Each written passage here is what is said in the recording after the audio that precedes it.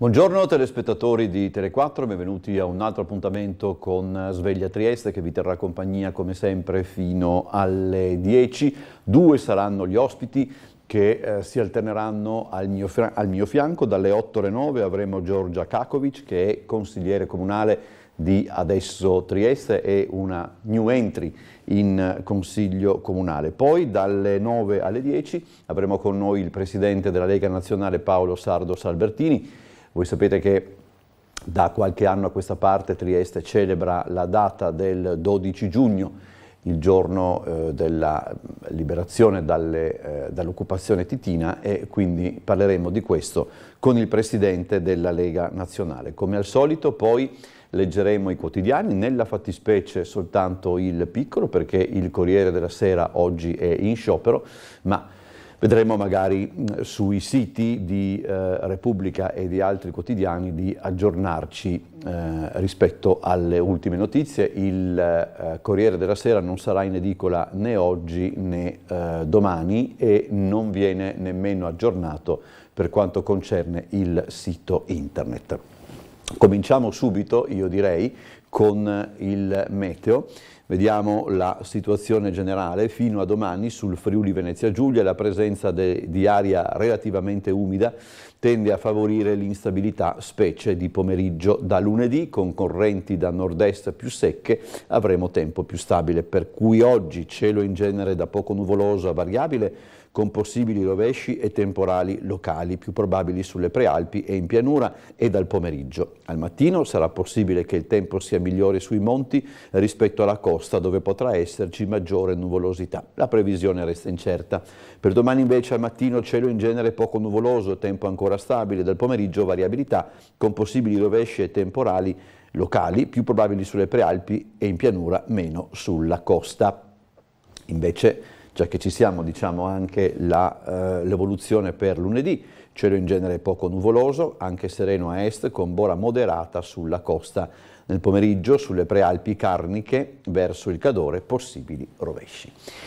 Allora, questo per quanto riguarda il meteo. Vediamo la prima pagina del Piccolo, così incominciamo la lettura.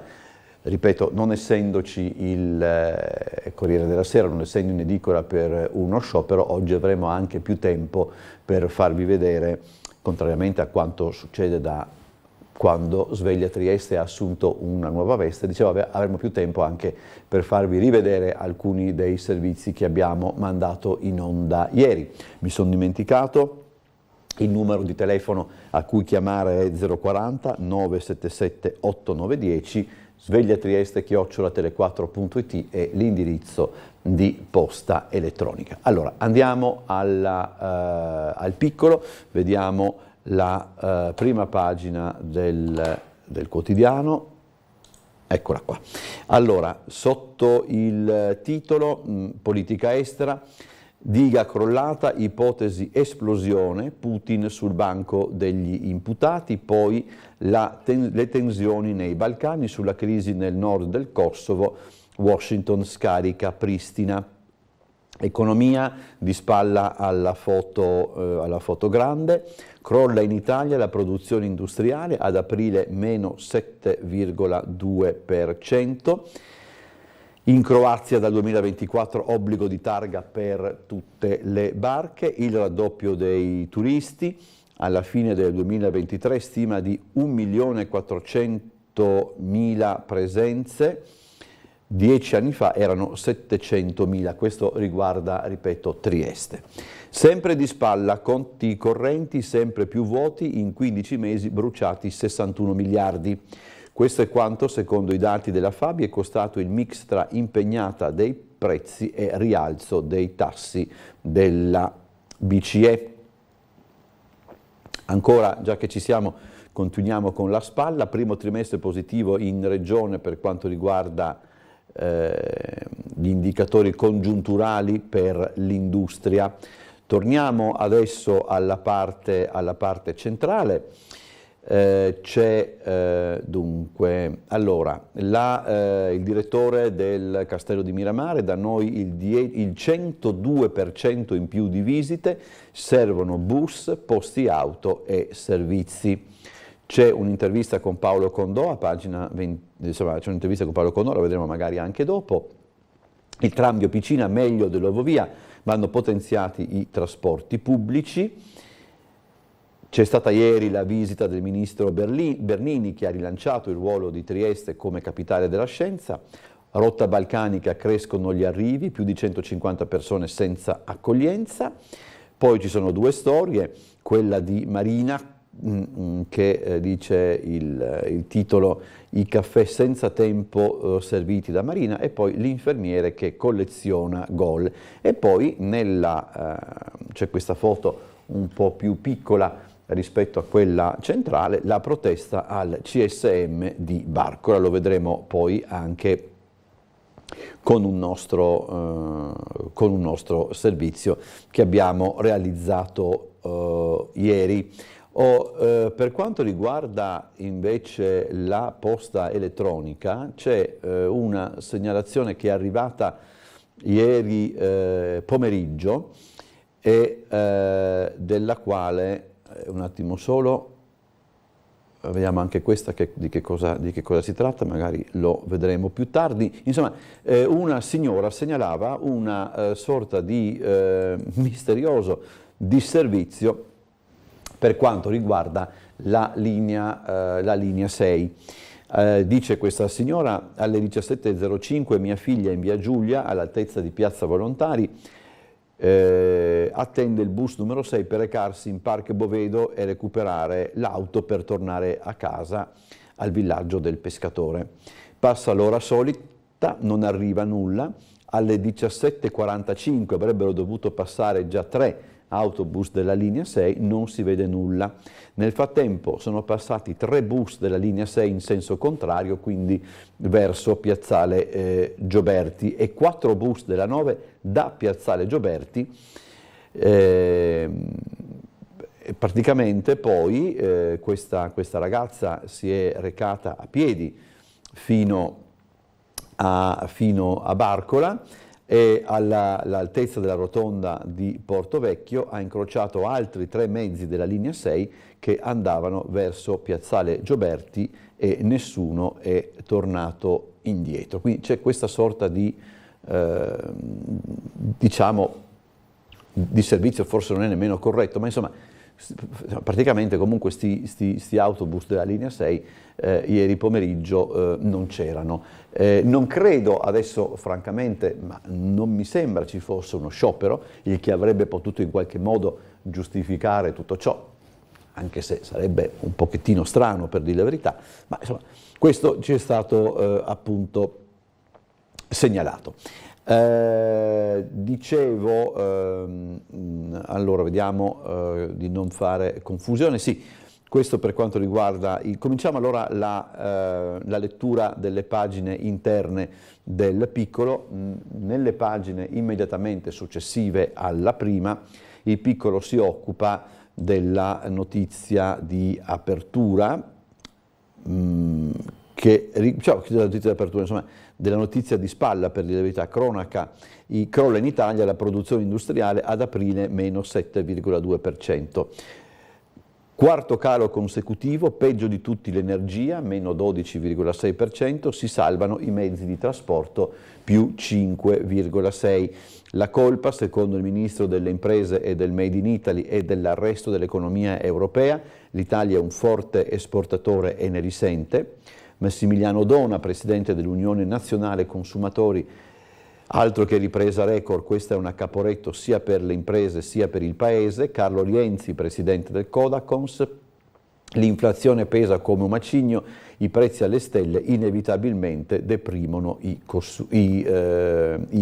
E vedete qui c'è anche il grafico con l'andamento della produzione industriale italiana. Vediamo se riusciamo in qualche modo ad ingrandire in modo che lo possiate vedere meglio. Eccolo qua. Vedete praticamente dall'agosto del 2022 c'è una sorta di discesa continua, c'è stato un innalzamento verso dicembre, poi dopo tutto discende, insomma. Intanto c'è il nuovo record per il nuovo BTP Valore, 18,2 miliardi, i piccoli risparmiatori puntano sull'Italia, confermato il tasso al 4%, collocato anche un bot a 12 mesi con rendimento al 3,63%. Il valore dello spread ieri tra i titoli di Stato italiani e tedeschi a 10 anni è pari a 174, 5,5% la percentuale di fabbisogno dello Stato per il 2023 coperta dal BTP Valore. Torniamo ad una visione più piccola, così possiamo... E poi c'è quest'altra notizia, adesso la dovrei recuperare, eccola qua. Conti correnti sempre più voti, bruciati 61 miliardi in 15 mesi. La capacità di famiglie e imprese di risparmiare è in calo mentre si intaccano le riserve. Sale la differenza fra i tassi richiesti per i finanziamenti e la remunerazione dei depositi. La curva dei tassi, vabbè, insomma questo... Le famiglie persi 25 miliardi nel primo trimestre, si erode la ricchezza dei consumatori. Leggiamo assieme allora questo riquadro abbastanza sconfortante, per dire la verità. Dopo Banca d'Italia anche la Favi sottolinea come le famiglie stiano intaccando le riserve per fronteggiare le fiammate dei prezzi. L'inflazione, sottolinea il sindacato dei bancari italiani, ha già eroso la ricchezza. Il saldo totale dei conti correnti di famiglie e imprese da dicembre 2021 a marzo 2023 è calato di oltre 61 miliardi di euro. Nei primi 3 mesi del 2023 la variazione negativa è stata pari a oltre 50 miliardi. I rincari, fa notare la Favi, non solo hanno invertito la tendenza al risparmio delle famiglie, pressoché prossima allo zero nei primi 5 mesi, ma hanno anche ridotto le consistenze. Nei primi 3 mesi del 2023 i nuclei familiari hanno perso 25 miliardi di euro, con una variazione negativa del 2,14%. In altre parole, le famiglie italiane vantavano depositi sui conti bancari per circa 1.174 miliardi a dicembre 2022 e a marzo si sono ritrovate con 1.149 miliardi, un calo destinato ad aumentare di pari passo al deterioramento delle condizioni creditizie. L'inflazione va contrastata e la BCE ha una sola risposta possibile: alzare i tassi. Insomma, non è certamente niente di cui essere contenti. L'inflazione, allora, com'è qua? Abbiate pazienza, eccola qua, vediamo qua. Prima l'energia, poi la manifattura, infine i servizi. E in vista dell'estate avverte più di un banchiere centrale per i paesi a più alta vocazione turistica, come l'Italia, questo potrebbe significare più difficoltà nel suo contrasto. L'inflazione nella mente di famiglie, imprese e istituti di credito da oltre un anno. La Banca d'Italia rimarca come la redditività degli istituti di credito italiani sia aumentata dell'8,1% nel 2022, ma allo stesso tempo non si è ancora verificato un trasferimento netto del rialzo dei tassi della BCE dalle compagini bancarie alla clientela finale. Un esempio lo fornisce il rapporto Favi. Considerando i mutui delle famiglie, lo spread a tassi attivi e passivi è stato pari a 296 punti, quello delle imprese a quota 302 punti basi e aumenterà ancora. Le banche restituiscano alla clientela i benefici dei tassi alti, l'inflazione si combatte con importanti aumenti economici nei rinnovi contrattuali. Il problema, come rimarcato dalla BCE a più riprese, è occorre evitare la creazione di una spirale tra prezzi e salari. Insomma, non va, così non va. Veronica diceva, se non mi sbaglio, Edoardo Bennato, ma chiedo di essere corretto se sto sbagliando, o forse Iannacci, vabbè. Insomma, indipendentemente da chi l'ha detto, le cose non vanno assolutamente bene. Parlando sempre di economia, sfide del governo e recovery, pesano gli errori di Conte e Draghi, la Premier Meloni prende tempo anche sulla ratifica della riforma del MES, è parte di un insieme di strumenti che vanno discussi nel loro complesso. c'è ancora la questione dei balneari, nulla di deciso, fallimento su tutta la linea. Allora, cominciamo a vedere un po' di servizi che abbiamo trasmesso ieri. Ieri c'è stata, poi ne parleremo anche da un altro punto di vista che lo riguarda, ieri c'è stata una protesta davanti alla sede del centro di salute mentale di Barcola. In quell'occasione abbiamo intervistato il direttore del Dipartimento di Salute Mentale di Esugi, Pierfranco Trincas, anche per quanto concerne il fatto che lui sta seguendo il percorso, diciamo così, di Alejandro Augusto Meran, il killer dei poliziotti. Sentiamo allora quello che ci ha detto Trincas, inquadrato in un contesto che, come dire, fa un po' il punto della situazione. Io sono la persona che segue Meran, che l'ha seguito con regolarità al carcere di Verona. Grazie al lavoro fatto, io ho stretto la mano, lui me l'ha riconosciuto, mi ha detto: lei è l'unica persona che mi ha stretto la mano in cella.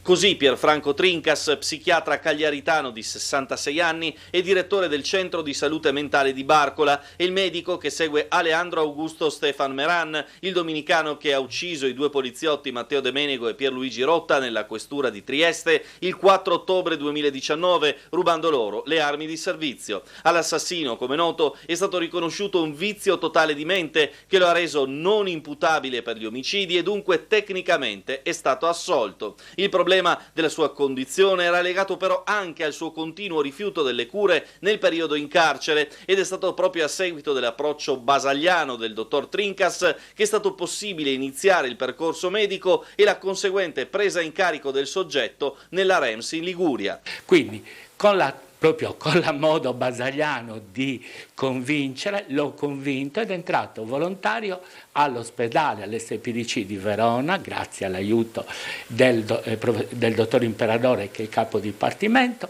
e poi ha iniziato a fare il percorso, da lì è stato trasferito alla REMS di Calice di Cornoviglio, che è in provincia di La Spezia, dove io ho finito la visita nei giorni scorsi. Quanto alle condizioni del dominicano, a Calice al Cornoviglio, struttura attrezzata per contenere soggetti pericolosi e dotata di sistemi di sicurezza di alto livello, il dottor Trincas si è espresso così ai nostri microfoni.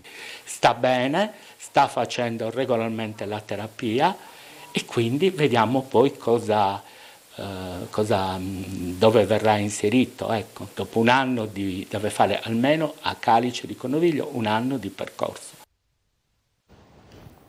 Allora, adesso dal piccolo vediamo questo Pirati del Mediterraneo, un'altra sfida del governo. Migranti armati sequestrano una nave turca al largo di Ischia, bloccati dalle forze speciali, l'equipaggio si è precipitato dentro la zona blindata e lì hanno aspettato i soccorsi. Le forze armate, dice il ministro della difesa Crosetto, devono poter affrontare qualunque tipo di pericolo. Non esiste un Mediterraneo sicuro se non esiste un'Africa che cresce. Vediamo allora i contorni della vicenda. Una quindicina di immigrati, alcuni armati di coltello, hanno minacciato il comandante e l'equipaggio della nave turca Galata Seaways, diretta in Francia. A dare l'allarme lo stesso comandante, che è riuscito a contattare il centro di ricerca e soccorso di Ankara con una urgente richiesta di assistenza. Chiamati ad intervenire il team del battaglione San Marco, 2 navi della Guardia Costiera e della Guardia di Finanza che hanno ripreso il controllo dell'imbarcazione. È un caso unico nella nostra storia, la sicurezza ha funzionato. Allora, la notizia, scrive Francesco Rignetti, è arrivata all'ora di pranzo ed era una di quelle per cui la Marina si esercita sempre da anni, ma che finora non si era mai verificata. Al largo di Ischia una nave mercantile chiedeva aiuto perché a bordo si erano appalesati dei pirati che stavano tentando di prendere il controllo. La nave era un mercantile del tipo Rorò, c'è un grande traghetto, il Galata Seaway, con 19 marinai di equipaggio e 3 passeggeri. Una quindicina di clandestini armati di coltelli sono venuti allo scoperto. Forse pensavano di dirottare il traghetto verso un porto italiano, forse li hanno scoperti e non sapevano che fare. Il capitano è riuscito a dare l'allarme alla sua sala operativa ed è subito scattato il dispositivo militare italiano. Vediamo se ci sono degli aggiornamenti su questo. Andiamo alla pagina online di Repubblica, che è aggiornata alle 7.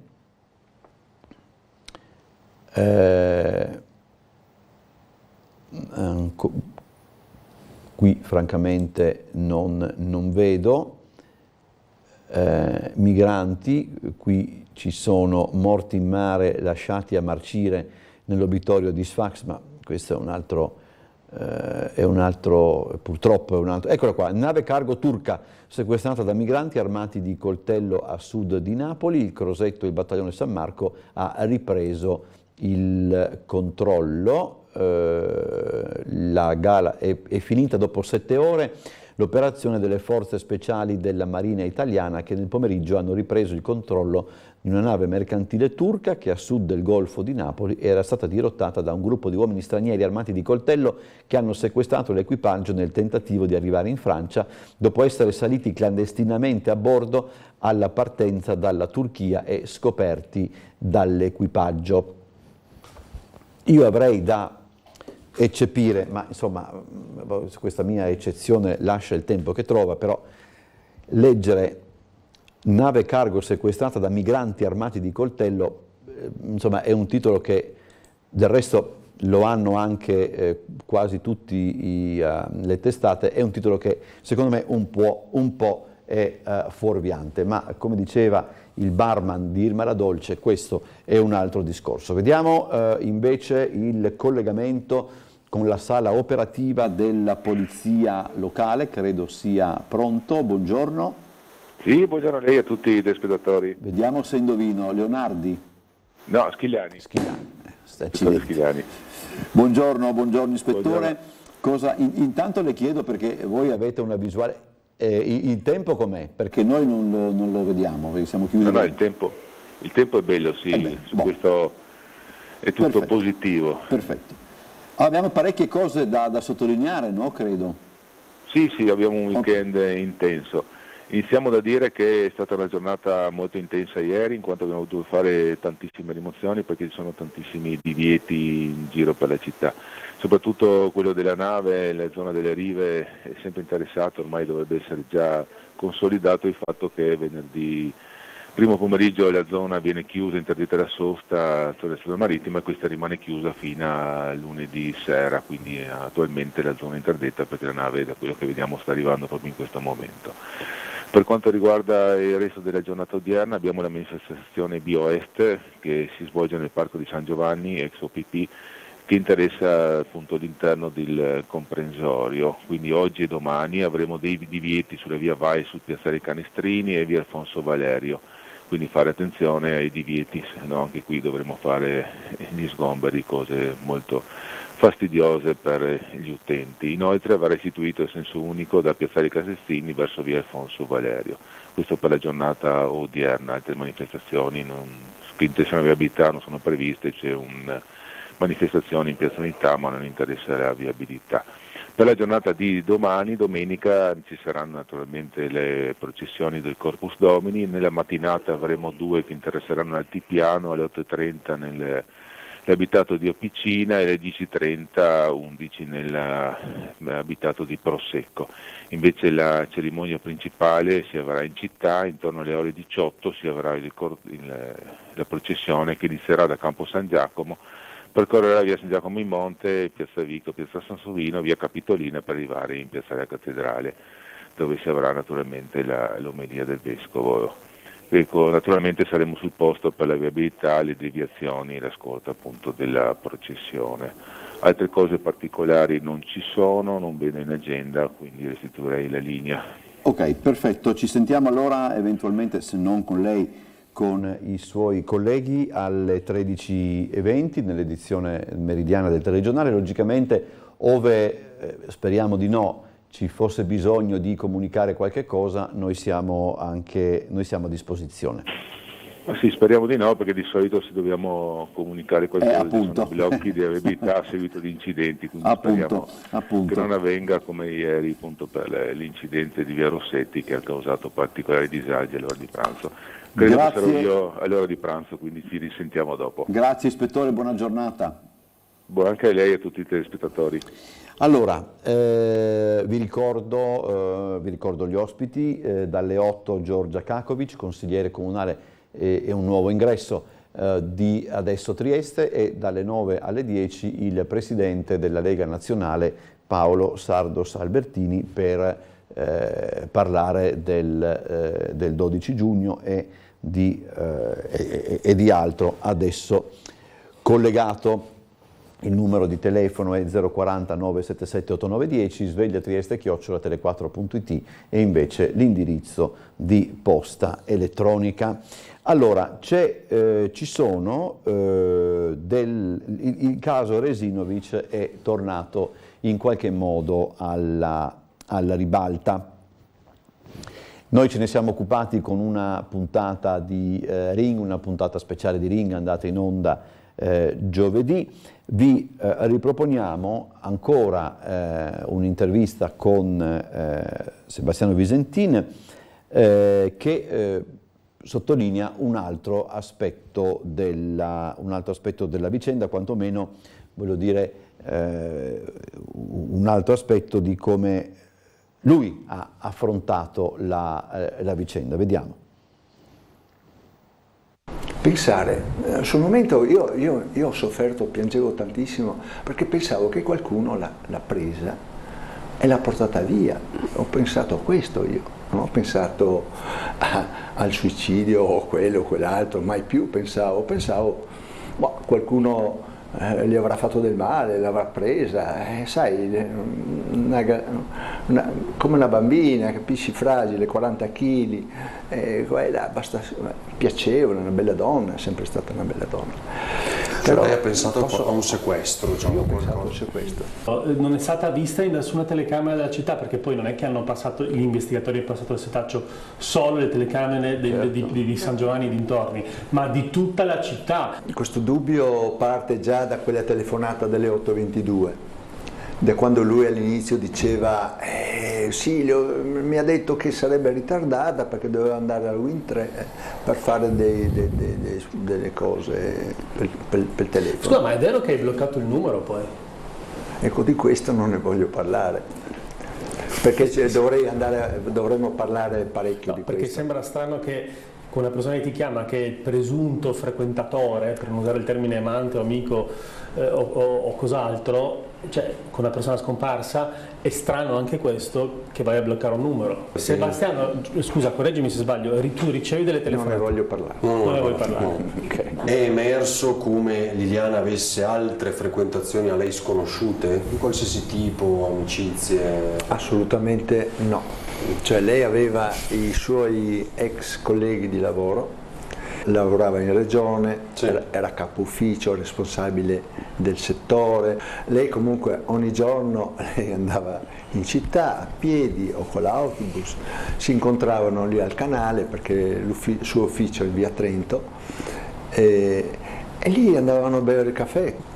Il 22 settembre del 2021 c'era il mio compleanno, abbiamo fatto una grande festa e lì siamo venuti tutti quelli che ruotano in questo contesto, tutti. Cioè facciamo dei nomi, Covalero, Covalero non c'entra niente con il nostro. Quindi il fratello non è mai venuto a un compleanno, la cugina non è mai venuta.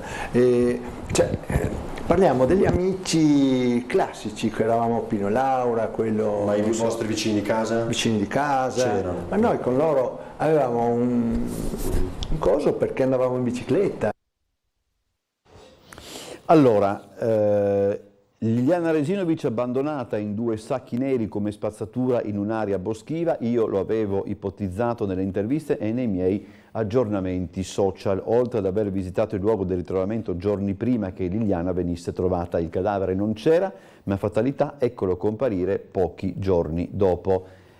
Parla Fulvio Covalero, l'amico della 63enne scomparsa. Vediamo allora anche questa intervista.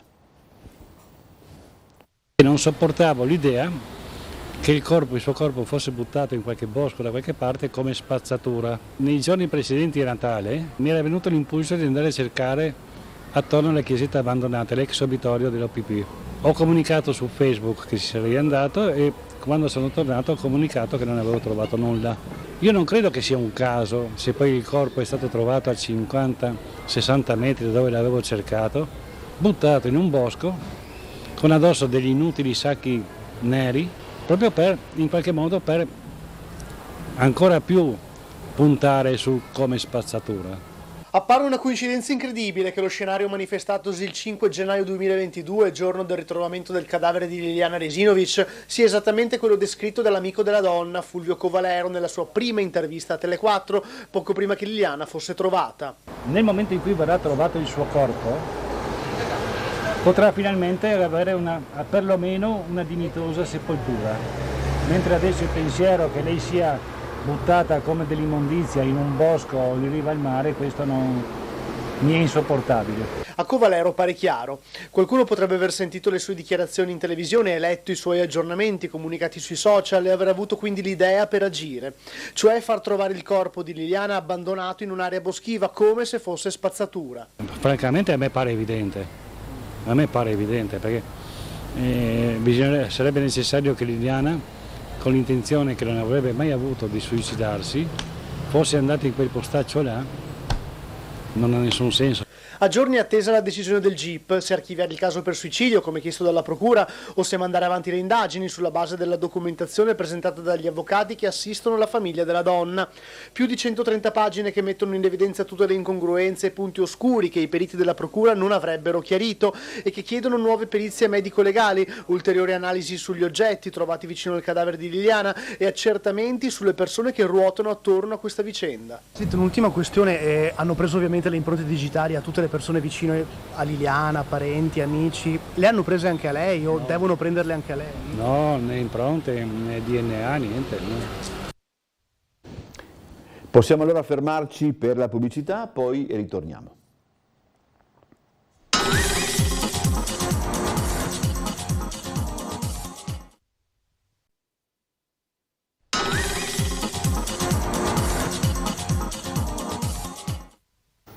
Rientriamo in studio, allora ci sono arrivate adesso, ve le facciamo vedere subito, le immagini della partenza di due...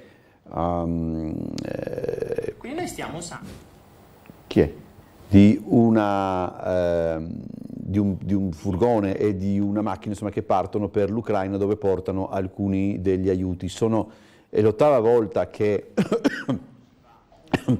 Gabriele Lagonigro viaggia alla volta dell'Ucraina portando generi alimentari, insomma, di quelli a lunga conservazione, coperte, vestiti e anche, diciamo, pannoloni ed altro, perché nello specifico questi aiuti saranno portati vicino, insomma, in una zona abitata da persone molto anziane che hanno bisogno di questo tipo di aiuto, di questo tipo di supporto. Noi con un servizio che trasmetteremo già probabilmente questa mattina vi racconteremo un po' di più di questa ulteriore spedizione. Mi diceva ieri Gabriele Lagonigro che la cosa più importante da sottolineare è intanto la generosità dei triestini, ma insomma che Trieste sia una città generosa senza farlo sapere, senza strombazzarlo, è un dato ormai acquisito, soprattutto però in un momento come questo in cui l'attenzione non l'attenzione mediatica, ma come posso dire, l'attenzione psicologica da parte della gente nei confronti di queste problematiche potrebbe essere anche in qualche modo compromessa da altro. La necessità anche di aiutare le popolazioni dell'Emilia Romagna vittime dell'alluvione. Oggi sono partiti gli aiuti del Comune, il Comune ha raccolto degli aiuti per circa una decina di giorni. Questa mattina alle 7:30 c'è stata la partenza.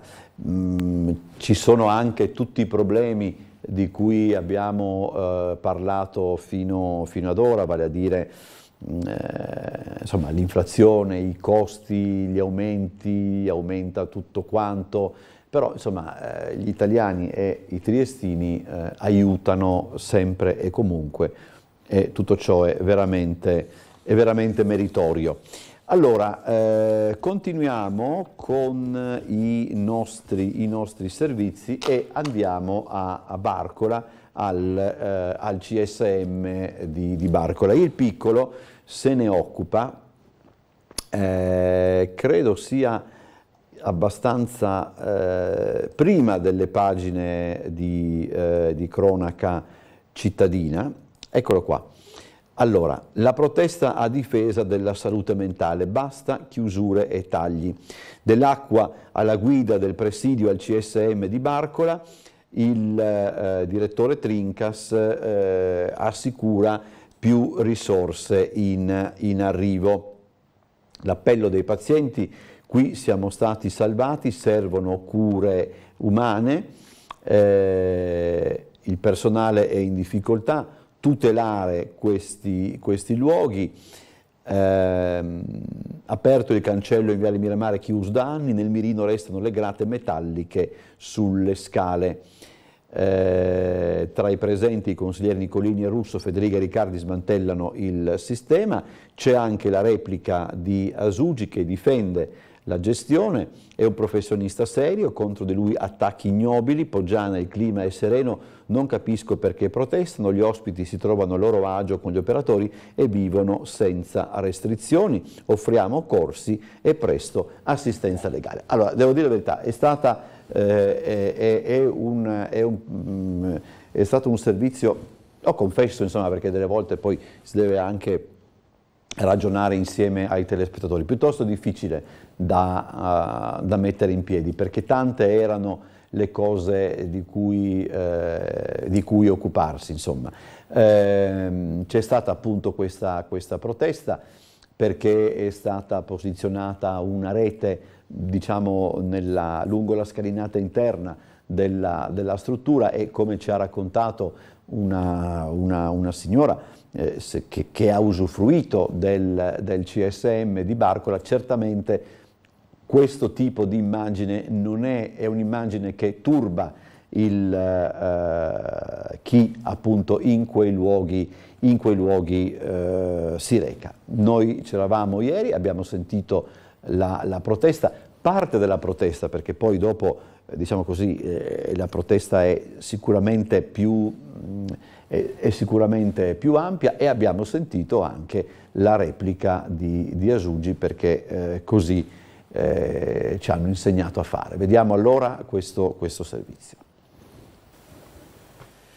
Non è facile raccontare quanto accaduto stamani davanti alla sede del Centro di Salute Mentale di Barcola. Il Coordinamento per la Difesa della Sanità Pubblica Trieste aveva organizzato un sit-in per protestare contro quella che a loro dire si configurerebbe come una sorta di deriva del servizio, il cui esempio più plastico è stato il posizionamento di una grata lungo la scalinata interna. Io credo che il posizionamento di una rete in un centro di salute mentale deturpi e crei terrore nelle persone che vivono il disturbo. Più terrore di quanto possano già vivere essendo persone con disturbo. Alle considerazioni di chi di quel servizio ha fruito si è aggiunta quella di Beppe Dell'Acqua, nome storico della psichiatria triestina nazionale, il quale da tempo sottolinea quello che secondo lui è uno smantellamento progressivo dei fondamenti della riforma basaliana.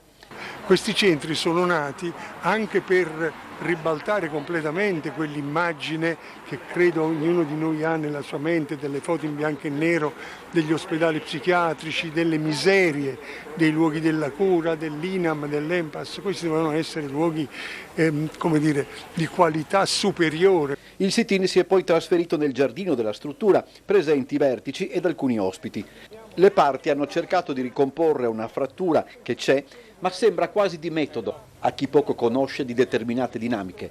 La grata in fin dei conti sembra centrare poco. Noi avevamo chiesto la lastra di plexiglass, la sicurezza ha messo questo, abbiamo richiesto il nuovo sollecito è partito domenica scorsa, quando io sono tornato a Trieste, per appunto chiedere assolutamente la sostituzione. Il comitato, i cui componenti hanno fatto notare come oggi la struttura si presentasse al meglio e col cancello aperto, quasi a voler sminuire i rilievi, in sostanza continueranno ad attenzionarla, come altre realtà della sanità pubblica triestina. Prossimo appuntamento giovedì 15 a San Giacomo, laddove Asugi, sul CSM di Barcola, sembra intenzionata di investire, soddisfatta del presente. Sono organizzati corsi multifamiliari proprio per supportare e aiutare le famiglie e fornire loro la dovuta informazione. Verrà aperto a poco un ambulatorio che fornirà anche assistenza legale alle famiglie stesse e agli utenti. Gli spazi sono aperti, per cui l'attività continua con la massima soddisfazione del personale e degli utenti. Insomma, una questione che certamente non si esaurisce con il problema della scalinata. Allora, una telespettatrice ci chiede i luoghi di raccolta per le popolazioni appunto e dell'Ucraina e dell'Emilia Romagna. Il problema è che, per esempio, per quanto riguarda l'Emilia Romagna, noi abbiamo raccontato di una raccolta organizzata dal Comune. Questa raccolta si è conclusa credo venerdì, se non giovedì, credo, no, forse no, ieri. Si è conclusa ieri proprio per consentire la partenza questa mattina. Non sappiamo ancora se il Comune ha intenzione di proseguire con questa iniziativa, nel qual caso certamente lo faremo sapere. Per quanto riguarda invece gli aiuti all'Ucraina, si tratta di raccolte fatte da tutta una serie di associazioni, veramente parecchie, e se però la signora vuole dare una mano, io credo che possa essere sufficiente rivolgersi ad una di queste associazioni. Io a memoria ricordo l'Associazione Amici del Cuore, e poi credo anche che qualche parrocchia, nel caso la parrocchia di San Vincenzo de Paoli, può dare una mano, può dare delle indicazioni su come fare per aiutare. Andiamo avanti con vediamo, c'è un'altra mail. C'era da immaginarsi. Il signor Pierpaolo dice, ripeto, io non dico mai i nomi di chi invia le mail, sempre che non ci sia la firma appunto in calce. Dunque, il dottor Trincas si felicita del fatto che l'assassino Meran gli ha stretto la mano e che stia bene. C'è qualche motivo per cui dovremmo esserne contenti? Io non ne vedo. Allora, torniamo al piccolo. Diga Putin nel mirino, i satelliti degli Stati Uniti e i sismografi norvegesi registrano un'esplosione prima del crollo. Kiev dice sono stati i russi. Putin vede Lukashenko, a luglio atomiche in Bielorussia.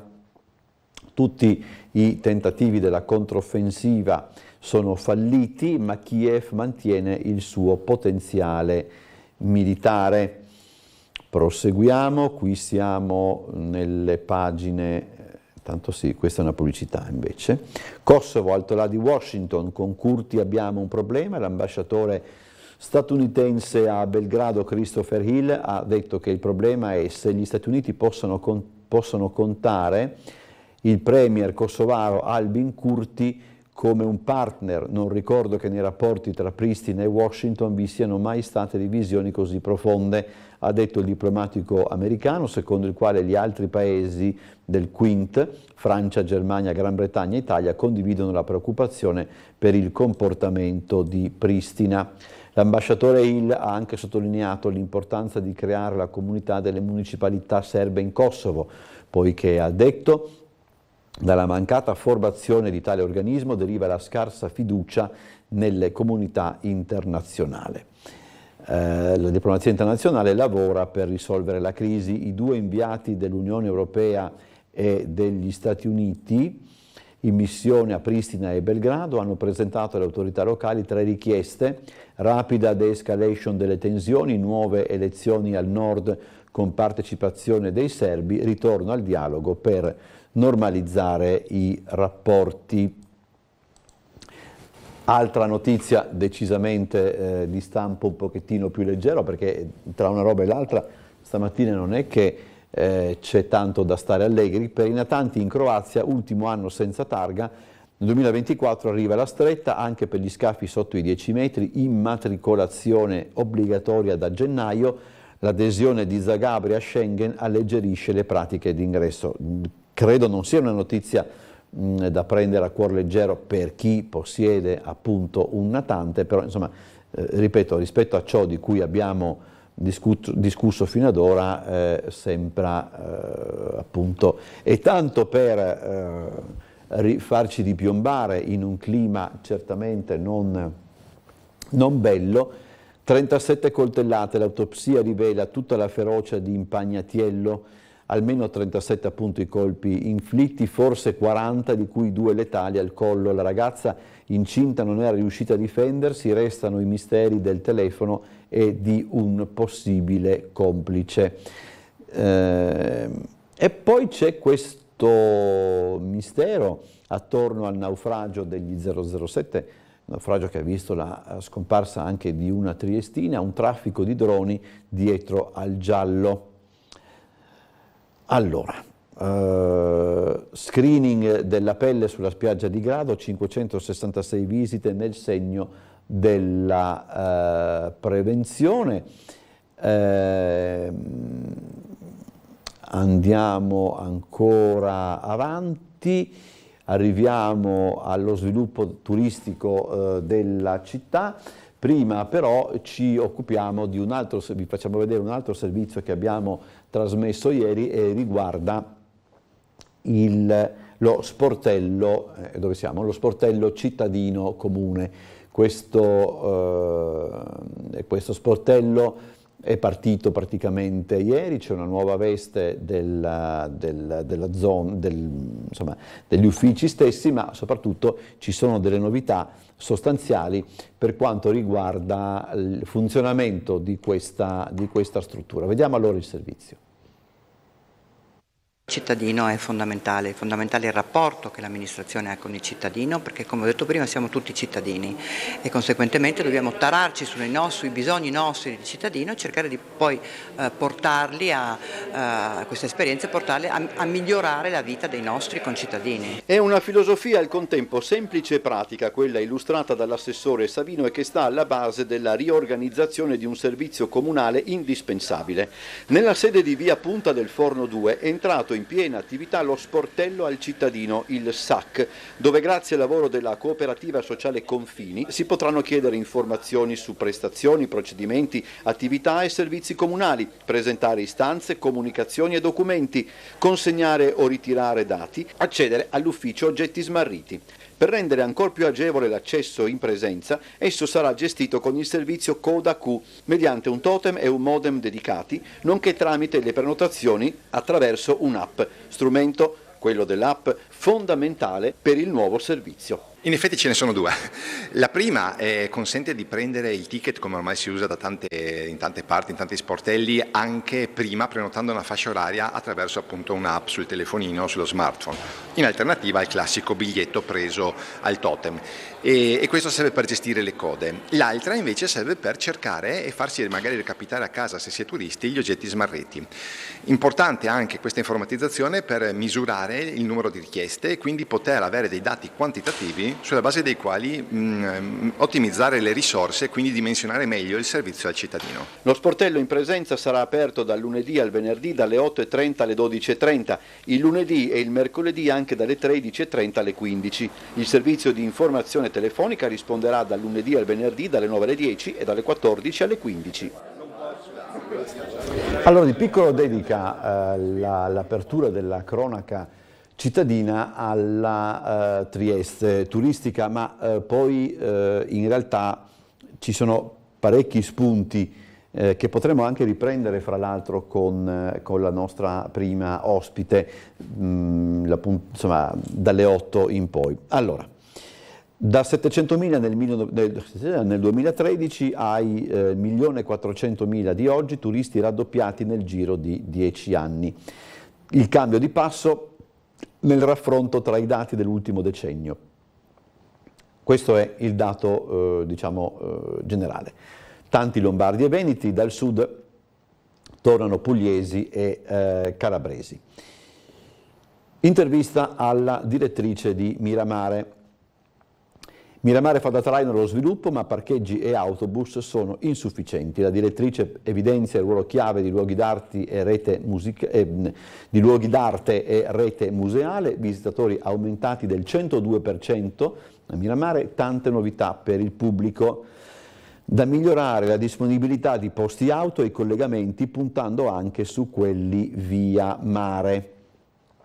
E questo è uno. Per quanto concerne i turisti come si chiama, stranieri, 1 su 4 è austriaco e il dato provinciale, i dati della regione mostrano ancora una crescita, anche se meno impetuosa rispetto ai primi 3 mesi. Per la provincia di Trieste, in questo caso non è ancora disponibile il dato per il solo capoluogo, siamo al più 16,3% rispetto al 2019 più 12%. E il dato del 16% in più vale per il 2022.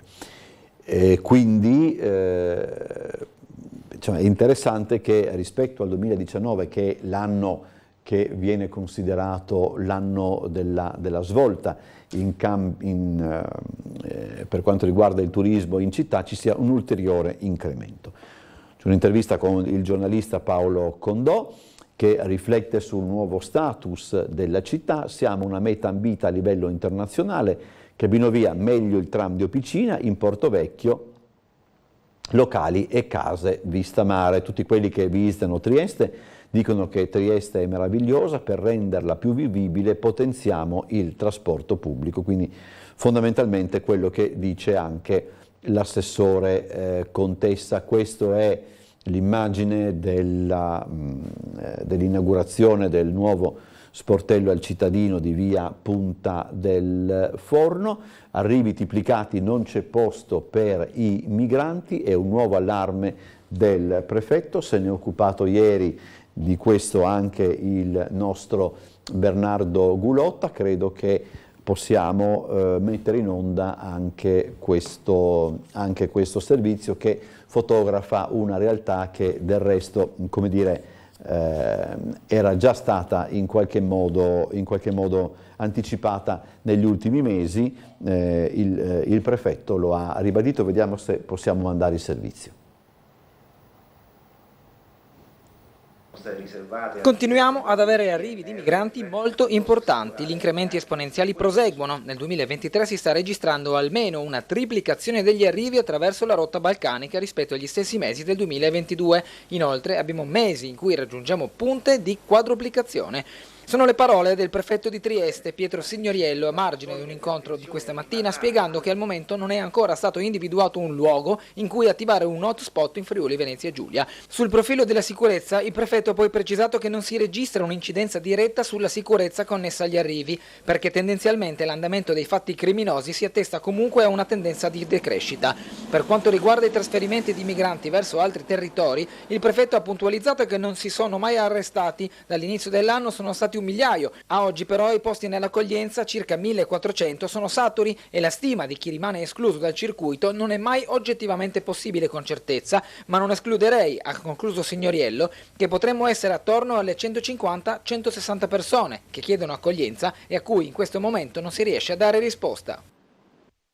Allora ci fermiamo adesso per la pubblicità, poi saremo insieme a Giorgia Kakovic, che è consigliere comunale di Adesso Trieste, è una new entry perché è subentrata a Giulia Massolino. Ci vediamo dopo la pubblicità.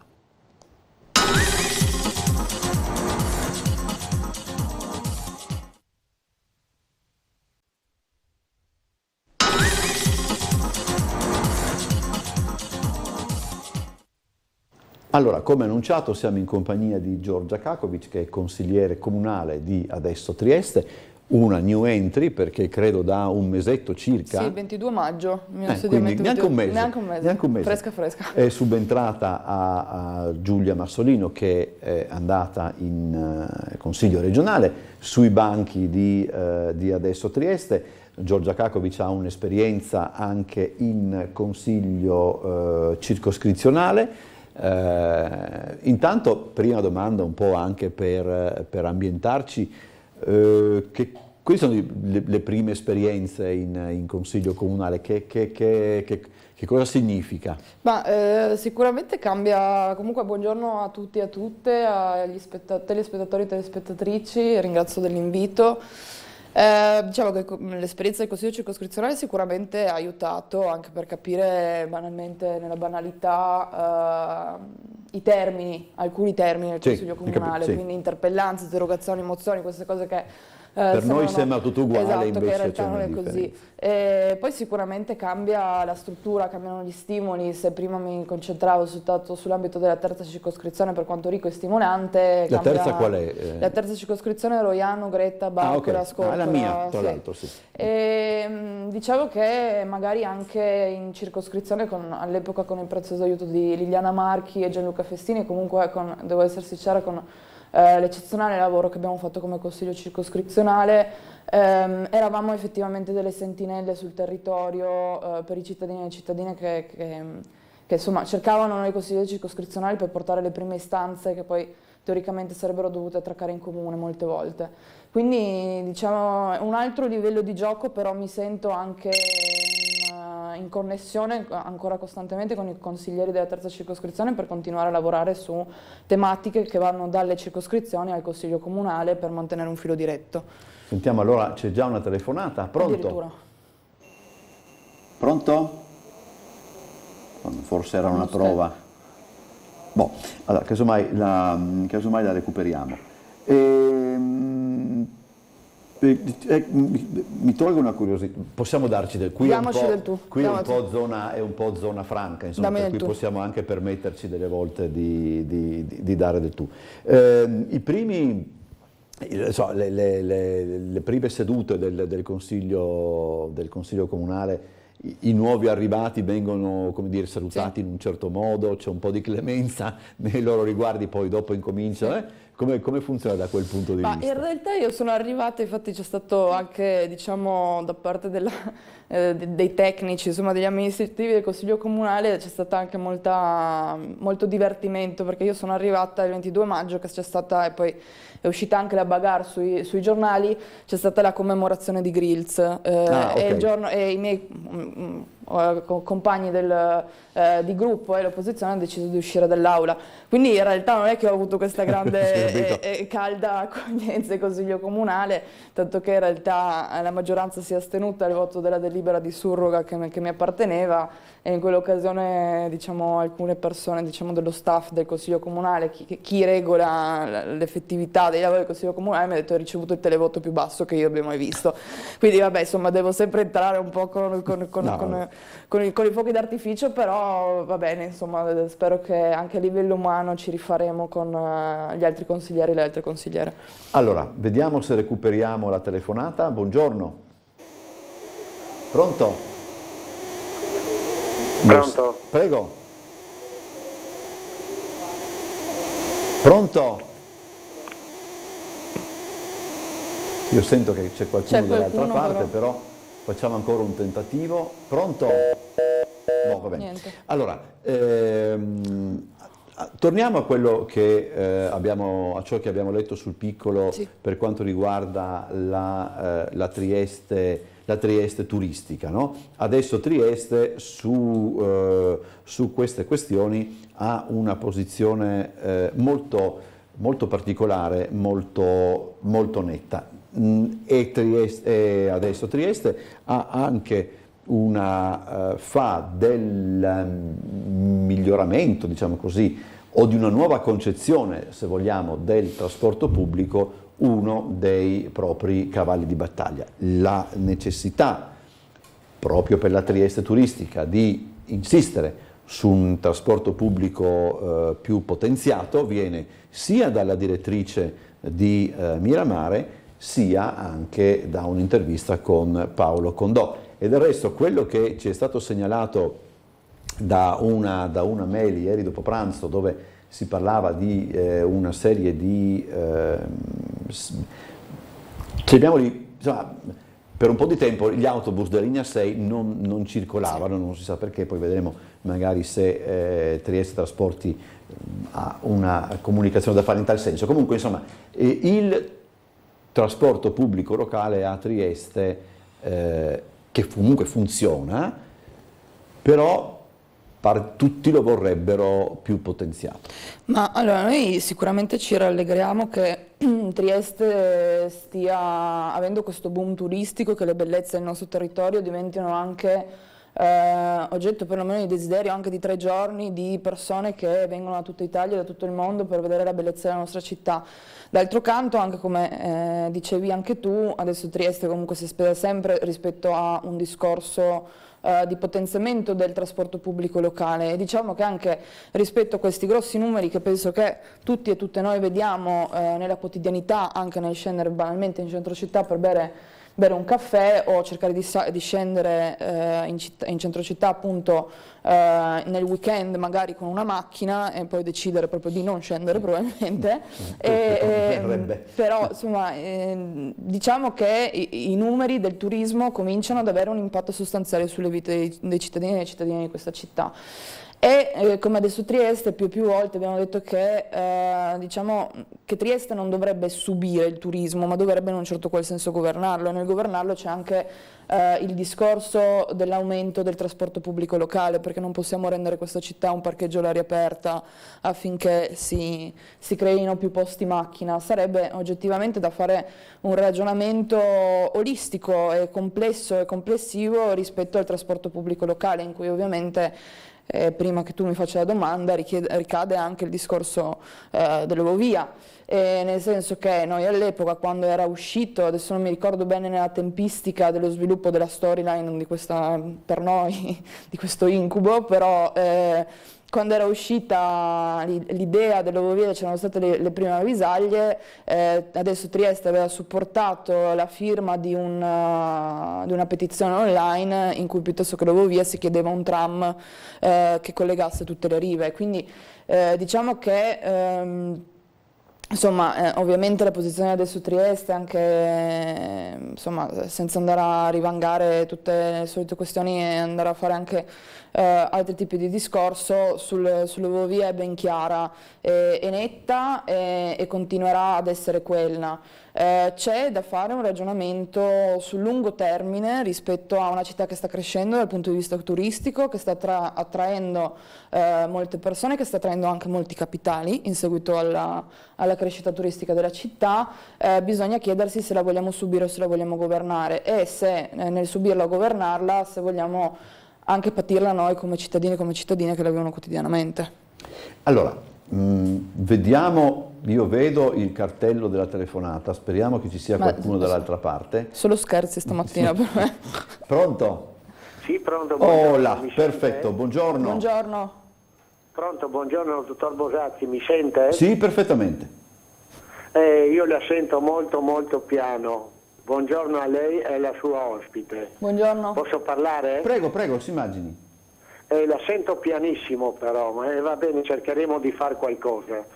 Ascolti, io mi sono guardato di nuovo ieri e parlo del Portofranco Nord, detto Porto Vecchio, sui lavori che si stanno facendo. Mi sono riletto la legge 190 del 2014, ripresa con la legge 205 del 2017.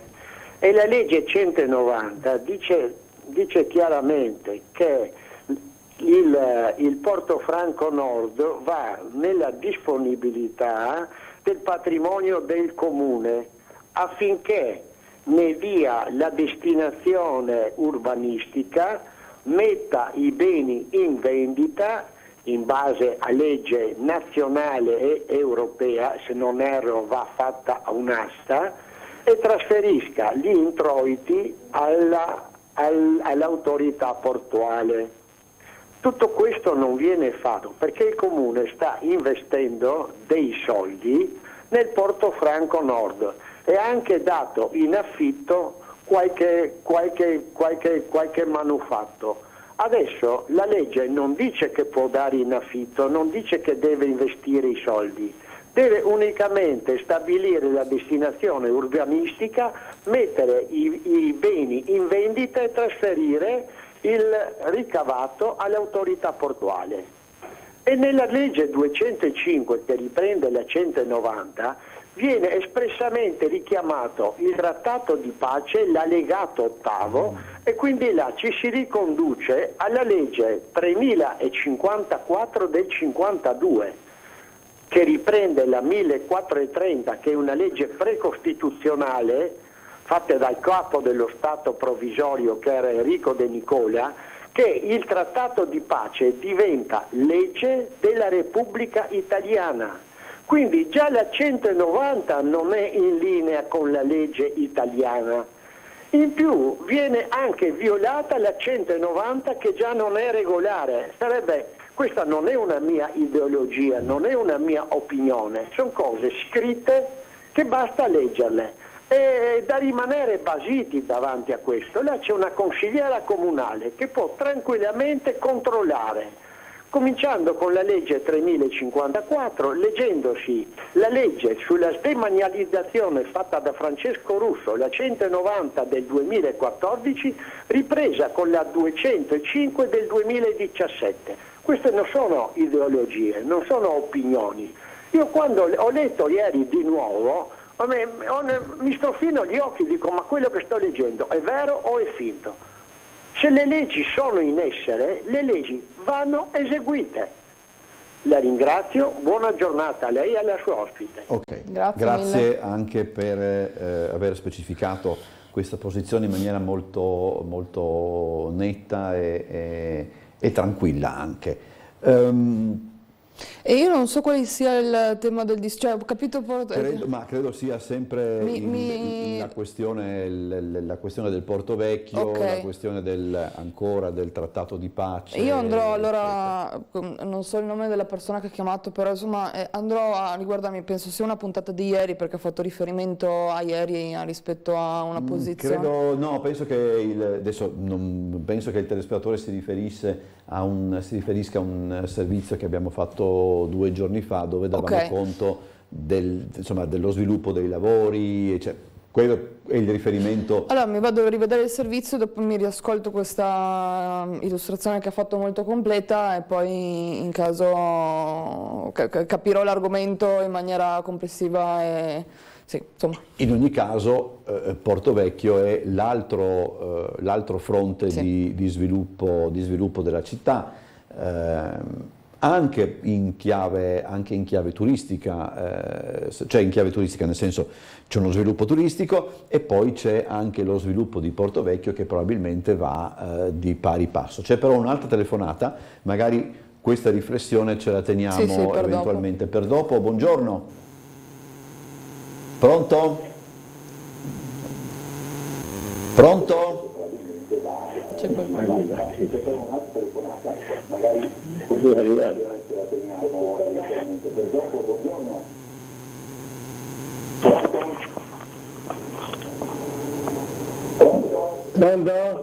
Prego. Pronto? Pronto? Prego.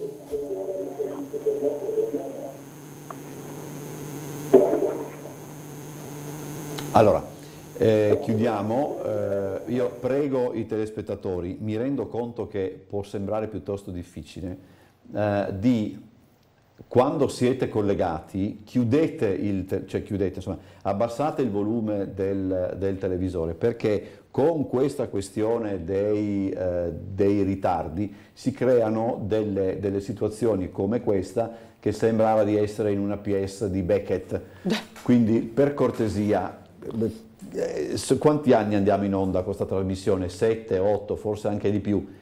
Abbassate il volume del televisore e parlate con noi al telefono. Ripeto, capisco che è un po' concettualmente piuttosto strano, ma se no non se ne viene fuori, altrimenti devo pensare che vi divertiate a fare questo tipo di cose che a noi francamente un tempo divertivano, adesso incominciano a dare anche un po' di fastidio, se devo essere sincero.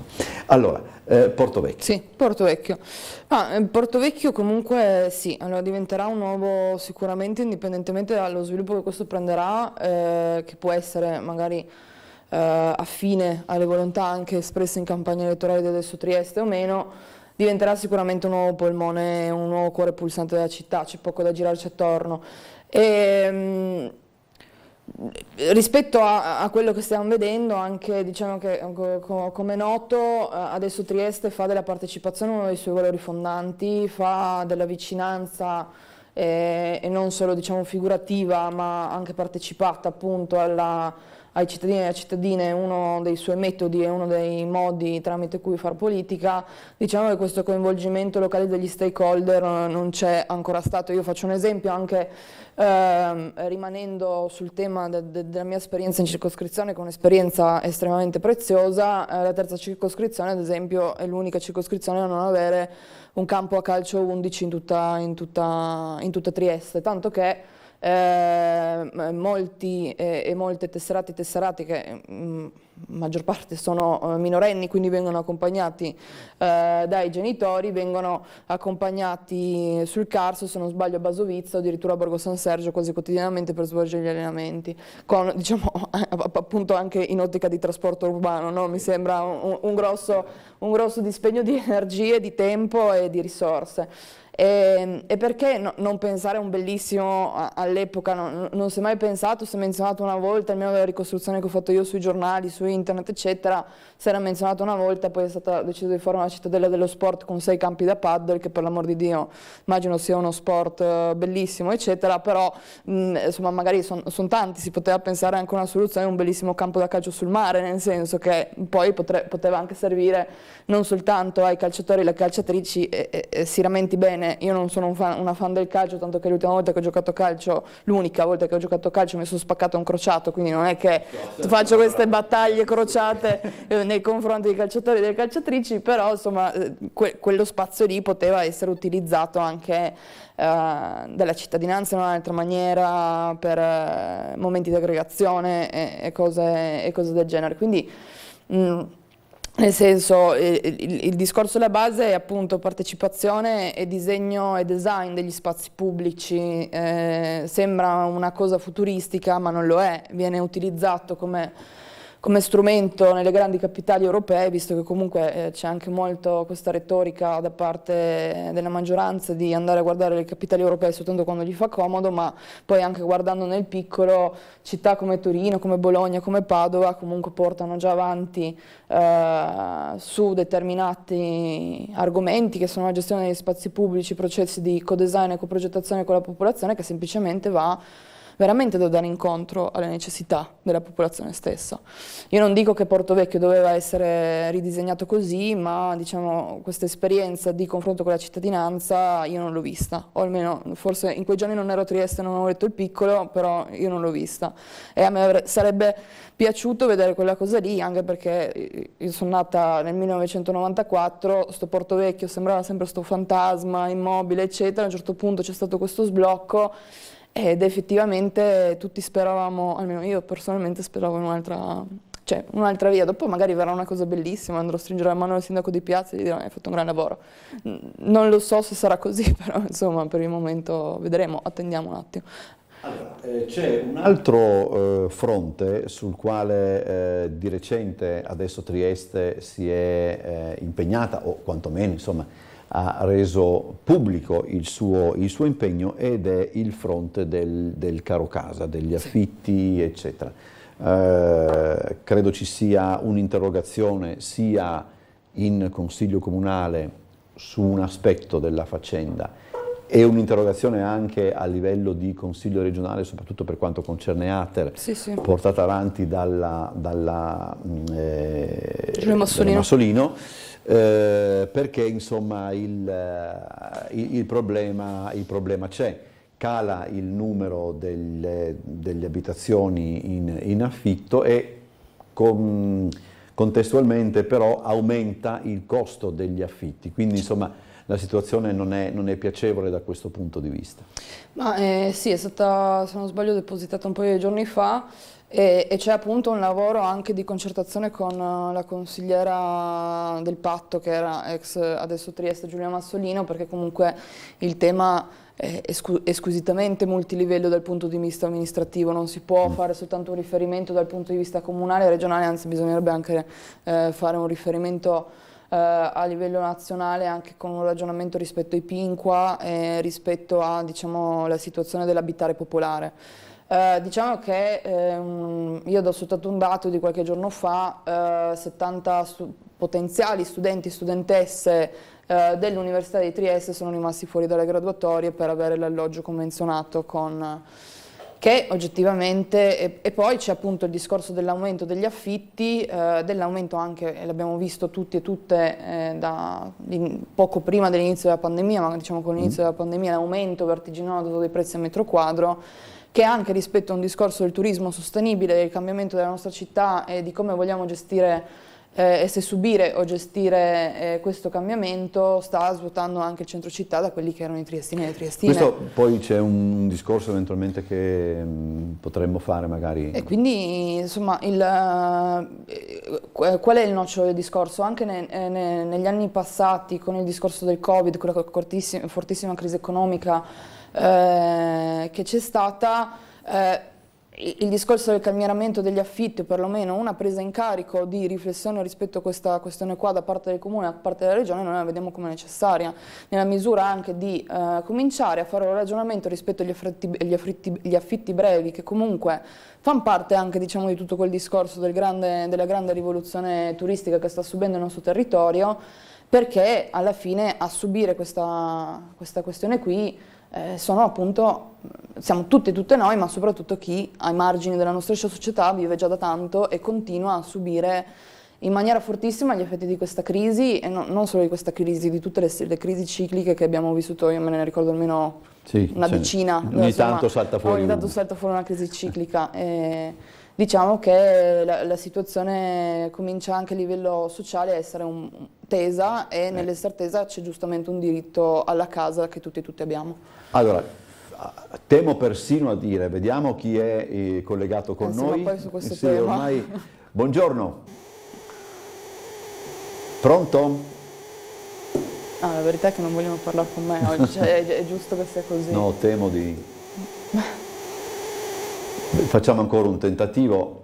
Pronto? No, niente. Allora, facciamo così. Anticipiamo di un minuto, di un pochettino la pubblicità, così poi possiamo... No, c'è ancora una telefonata. Pronto? Vabbè, mi pare di essere, non so, tipo i Fratelli del Reggio sta diventando Sì, un po', andiamo in pubblicità.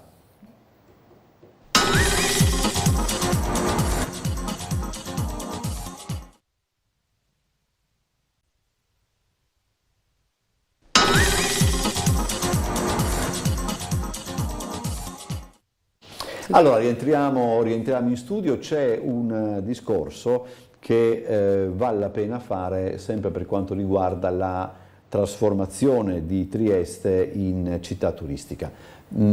Parto da un'esperienza, insomma, che ho avuto ormai sono 4 anni fa a Napoli nel 2019. Napoli è una città che nel corso di questi anni ha avuto uno sviluppo turistico notevole e importante, per certi aspetti magari nei numeri diversi, ma desumo nelle percentuali abbastanza simile a quello di Trieste, e però si percepivano 2 ordini di problemi. Il primo, l'aumento dei prezzi degli affitti dei locali, che delle volte costringeva dei locali magari un pochettino più piccoli, storicamente insediati in alcune zone della città, a chiudere per il subentro magari di altri di gruppi anche multinazionali che potevano permettersi determinati costi, eccetera. L'altro era il problema di parecchi alloggi che venivano comprensibilmente, perché poi insomma convertiti in case vacanze o comunque strutture bed and breakfast, eccetera, e quindi si toglievano delle case alla possibilità di affittarli per i residenti. È un rischio che secondo voi anche Trieste corre? È ancora un po' troppo presto per individuare che ne so, una tendenza? Ma sicuramente un rischio che Trieste corre, perché è anche un rischio che noi abbiamo visto. Se diciamo l'Italia e Trieste sta vivendo un po' in ritardo, mi ricordo forse di qualche anno fa le proteste appunto in grosse città europee, a Berlino e a Barcellona, per quanto riguarda la limitazione da parte del comune degli affitti brevi e una presa di consapevolezza. Quindi nel senso sono discorsi che diciamo non territorialmente ma in città che hanno vissuto diciamo un flusso turistico precedente rispetto a quello triestino perlomeno più storico, sono discorsi che vanno già avanti da una decina d'anni, cioè da quando sono comparse diciamo le grosse piattaforme online di sharing della casa, eccetera. Sicuramente c'è una tendenza, sicuramente potrebbe essere un problema. Dopo aggiungo, perché preoccuparsi quando questa cosa diventerà effettivamente un problema, nel senso anticipiamo i fenomeni perché c'è la capacità di farlo, anche perché diciamo che non è Trieste in questo caso rispetto a tante altre cose che ci piace definirci un unicum. Trieste non è un unicum in questo panorama, ci sono state delle città che hanno già adottato altre soluzioni come la limitazione o come ad esempio una sorta di patentino o la possibilità di aperture indeterminate, però facciamoci un ragionamento anche col comparto turistico, che sicuramente anche in questa trasformazione che Trieste sta vivendo ha un ruolo centrale, ma ci dico ragioniamoci prima piuttosto che nel momento in cui siamo sempre in emergenza. Fare un ragionamento emergenziale ti impedisce di fare anche un ragionamento a medio e lungo termine, perché devi tamponare i buchi che in quel momento si sono creati. Quindi proviamoci adesso, proviamo a fare, ed è anche un tentativo, questa nostra interrogazione depositata dal consigliere La Terza, però ragioniamoci assieme, proviamo a ragionarci assieme. Allora, torniamo un attimo sul discorso Cabino Via. Sì. Mi pare di capire, però voglio dire, dovete tenere anche in considerazione il fatto che magari noi di alcuni argomenti ci occupiamo per più tempo con una certa continuatività, poi dopo magari per tutta una serie di ragioni che dipendono anche dall'organizzazione interna del lavoro, magari lo abbandoniamo e ci ritorniamo in seguito. Mi pare di capire che adesso da un certo punto di vista il dibattito, chiamiamolo così, o anche la contrapposizione è portata avanti più dalle associazioni che dai partiti. Adesso Trieste non è un partito, insomma, non si configura come tale, però noto una certa, non vorrei dire presa di distanza perché non è corretto, però è come se fosse il tempo delle associazioni. Ma adesso Trieste è stato da sempre in questo sia sostegno che insomma, è stata anche partecipe del comitato Nuovo Via. Abbiamo sempre partecipato ai lavori, abbiamo comunque ad esempio in terza circoscrizione, dove io ero capogruppo fino a qualche settimana fa, abbiamo presentato delle mozioni per la richiesta dei documenti, abbiamo portato i cittadini e le cittadine in circoscrizione nel momento in cui c'era il voto, diciamo, alla variazione.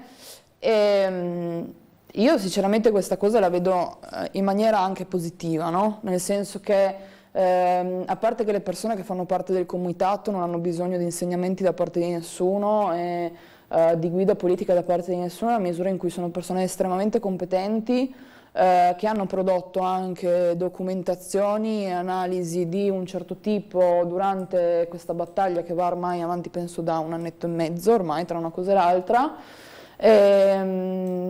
Vedo molto, cioè io sono una grande fan della movimentazione sociale dal basso, delle persone che a un certo punto si stufano e si organizzano. Spero che questa organizzazione non sia dovuta al fatto che si pensi che non ci sia un'interlocuzione, cosa che non credo che ci sia, anche perché nel momento in cui dovevamo o volevamo fare qualcosa contro la Cabinovia ci siamo sempre stati. Sentiamo la telefonata, sentiamo, vabbè. Pronto? Mi senti? Oh, perfetto. Dai, dai. Pronto? Basta. Non so. Pronto? No, se l'ho sentito un attimo. No, non si senti? Allora, adesso dovremmo chiedere il contrario. Pronto? Prego, buongiorno. Buongiorno. Si parlava prima della questione della mobilità triestina intesa come svolgimento strutturale dei movimenti delle persone in città, però non si è toccato veramente qual è il punto più serio, più grave della questione della mobilità urbana, e cioè l'inquinamento dai motori endotermici. Ci sono dei punti a Trieste, cito per esempio Corso Garibaldi o via Battisti o via Sette Fontane, che via Sette Fontane o via Cinastica, che in certi momenti della giornata, soprattutto fra le 9:30 e le 12 e fra le 14 e le 18, il tasso di inquinamento è talmente elevato che qui ci va di mezzo sicuramente la salute. Quindi sarebbe il caso forse che adesso Trieste spingesse la sua attività politica nei confronti della Regione per far installare, attraverso ovviamente l'ARPA, dei rilevatori di inquinamento atmosferico proprio in queste zone, in modo da poter garantire alla popolazione dei dati veramente importanti per sapere se queste zone vanno transitate, cioè se si possono frequentare per lunghi periodi o meno. Questo è il vero problema della mobilità, perché se veramente ci fossero dei valori alti di PM10, di PM2,5, di benzene, di nitriti, nitrati eccetera, allora in questo caso la mobilità diventerebbe una questione di salute pubblica, non solamente di organizzazione strutturale. Ecco, volevo dire questo, pregando appunto che adesso Trieste incominci a occuparsi della mobilità anche in questo senso. Okay. Grazie e buona giornata. Grazie. Posso... Come no? Ma sicuramente non posso che concordare con il telespettatore che ci ha chiamato, tanto che in realtà è di qualche settimana fa, se non sbaglio, una mozione del consigliere Vaccarezza in quarta circoscrizione che chiedeva l'installazione di una cabina di rilevamento delle polveri sottili sulle rive per quanto riguarda le polveri sottili portate dalle grandi navi. Quindi nel senso sappiamo benissimo che non è soltanto una questione di logistica, di spostamento di persone da una parte all'altra della città, ma è fondamentalmente una questione di salute delle persone e degli spazi urbani. Quindi non posso che concordare con il telespettatore che ci ha chiamato. Allora, andiamo un attimo sul piccolo, perché c'è quest'altro tema che riguarda, in questo caso, non più lo sviluppo della città, ma una certezza per quanto concerne la città della scienza, una finestra sul mondo. Ieri il ministro Bernini si è recato in visita prima in area, poi al sincrotrone, poi alla Laura Bassi, per rilanciare il ruolo della città come traino dell'innovazione in Italia e come porta d'Europa. Secondo voi di adesso Trieste, la città, usiamo un termine che non è elegante, sfrutta appieno questo suo ruolo di città della scienza, oppure dovrebbe esserne più consapevole? No, allora qua magari rispondo a titolo personale, nel senso che penso che ne abbiamo parlato magari in campagna elettorale, ma adesso mi sfuggono le motivazioni. Ma io ho anche una formazione diplomatica, nel senso che mi sono laureata in relazioni internazionali e la diplomazia scientifica è sempre un bene, perché è una diplomazia che è, come dire, è a win-win, nel senso tutti vincono e nessuno perde, nel senso che è una diplomazia fondamentalmente non solo fondata sull'innovazione scientifica, ma sulla pace e sulla costruzione di pace, ed è una diplomazia che porta allo scambio sicuramente di conoscenze, di persone, movimenti, eccetera. Mi sento di dire personalmente che a Trieste abbiamo un grosso patrimonio scientifico, è inutile andare a dichiarare quali sono gli enti di ricerca presenti sul territorio. Vi è sicuramente una grossa presenza di scienziati di ogni tipo di scienza, dalle dure alle scienze umane, nel senso che non è che che possiamo lesinare nessuna presenza di persone competenti sul territorio. Dopo mi viene da dire che forse anche rispetto al discorso di Porto Vecchio non c'è stato anche un'integrazione, un ragionamento di massima rispetto a questo mondo per oggettivamente integrarlo all'interno del mondo triestino. Nel senso, io ad esempio quando ero all'università, che ero iscritto all'università a Gorizia, no? No, sì, a Gorizia, però dopo studiavo qua a Trieste, insomma, okay, quindi insomma, ad esempio tutte le persone della Sissa erano come, cioè si sapeva che esistevano, ma ci chiedevamo dove sono, cioè nel senso, no? Dopo magari li incontravi delle feste in viale, insomma, però cioè, che poi non deve essere magari risolto soltanto alla festa in viale, cioè, secondo me si potrebbe investire molto di più e dovrebbe essere anche uno stakeholder, un attore portatore di interesse sempre presente ai tavoli nel ridisegno e nel ripensamento di questa città, anche in una città che insomma, nei prossimi anni sicuramente cambierà, sia per il discorso dei flussi turistici, sia per tutte le nuove tecnologie che stanno attraversando il nostro tempo, sia ad esempio nella banalità, che non è una banalità, per tutti gli effetti del cambiamento climatico che ci saranno, e ci sarà da ripensare per mitigare i rischi di questo cambiamento climatico sul territorio. E chi meglio degli scienziati a questo tavolo può farlo? Tra l'altro poi sappiamo benissimo che la scienza è uno dei pochi campi in cui si parlano persone che provengono da nazioni in guerra fra loro, esatto, insomma, per cui se non altro quello potrebbe essere anche un ottimo esempio anche di appeasement, se vogliamo. Tu hai fatto riferimento molto spesso alle circoscrizioni, sì, no? La questione delle circoscrizioni è una vexata questione per quanto riguarda sia la politica triestina, ma probabilmente anche la politica nazionale, nel senso che si immagina che la circoscrizione sia la prima palestra per un giovane che voglia entrare in politica.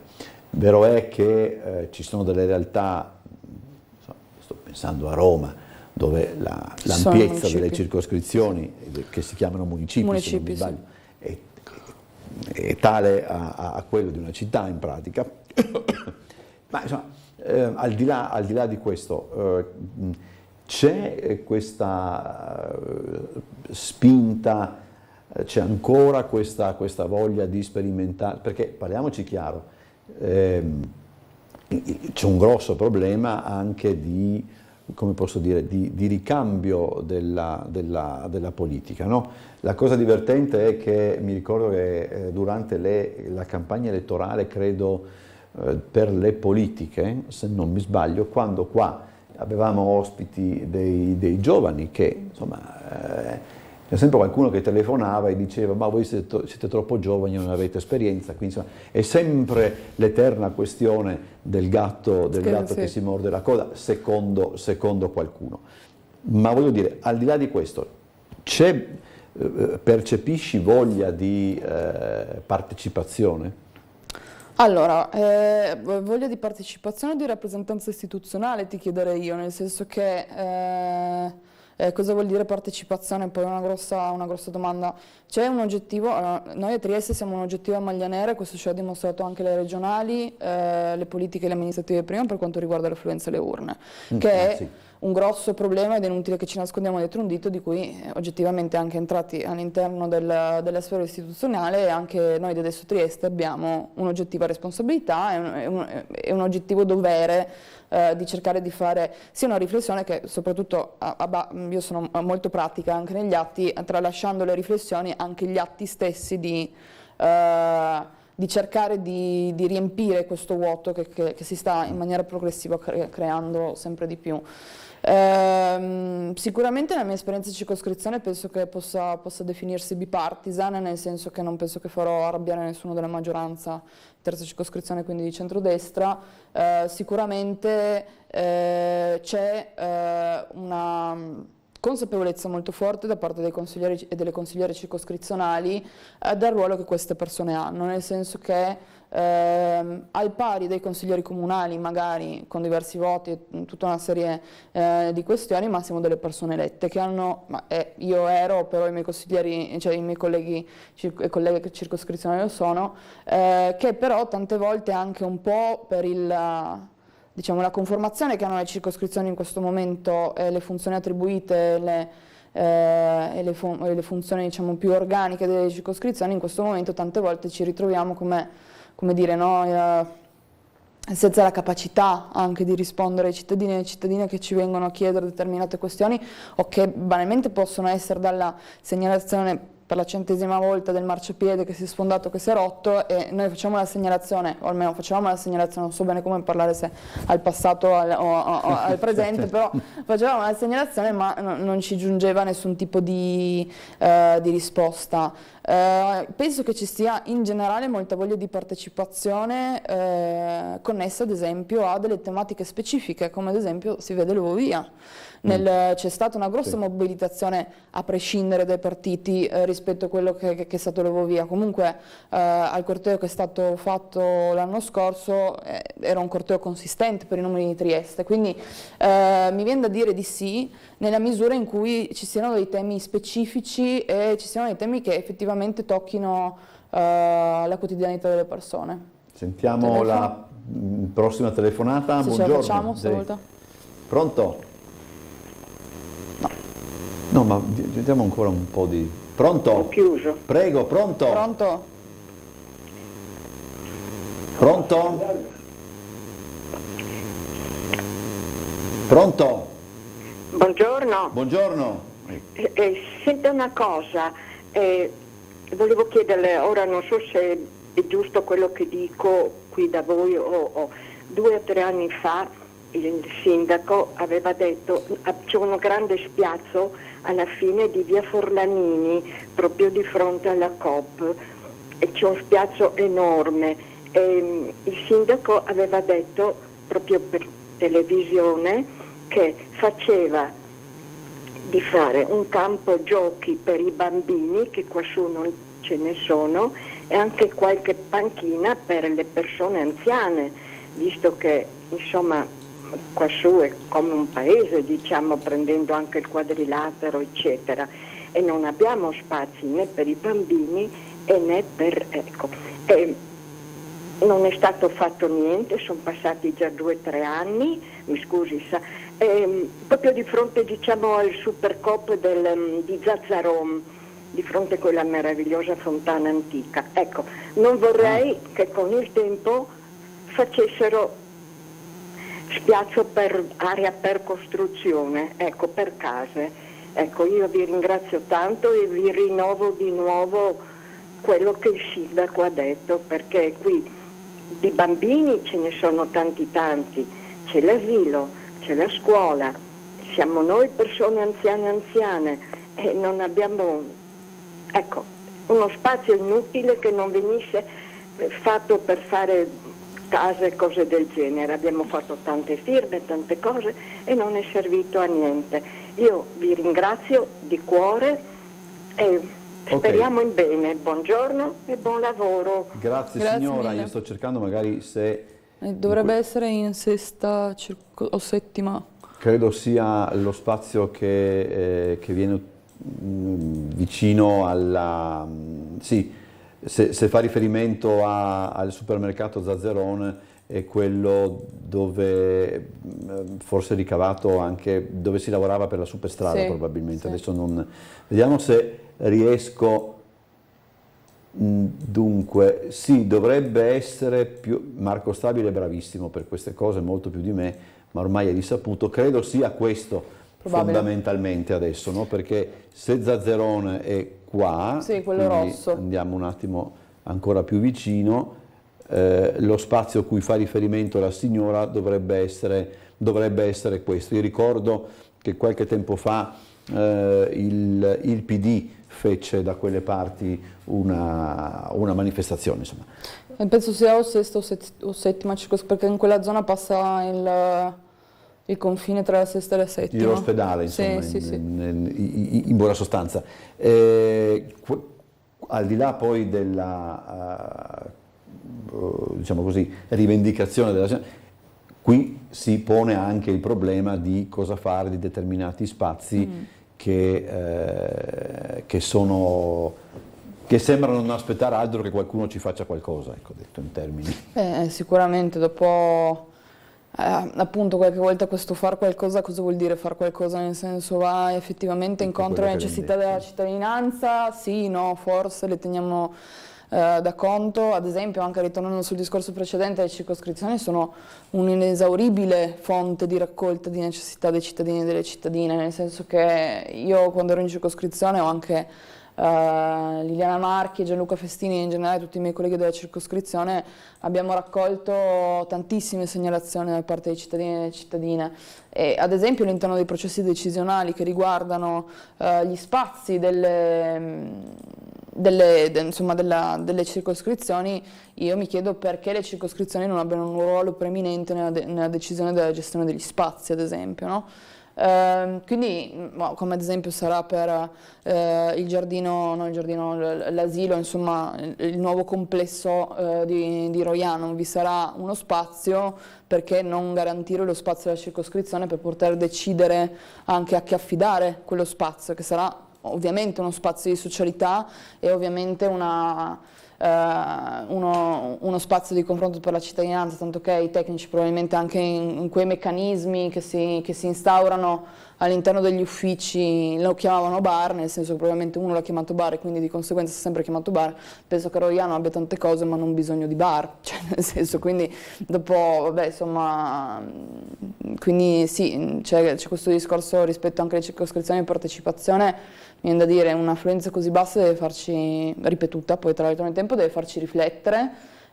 Noi abbiamo attivato, cioè sono attive sul territorio delle circoscrizioni che effettivamente lavorano bene, perché abbiamo visto, cioè ho visto in terza personalmente, vedo anche i miei colleghi adesso Trieste quanto lavorano nelle circoscrizioni, potenziarle rispetto a un dialogo con il Comune è necessario, anche perché effettivamente raccolgono delle istanze che in Comune non arrivano.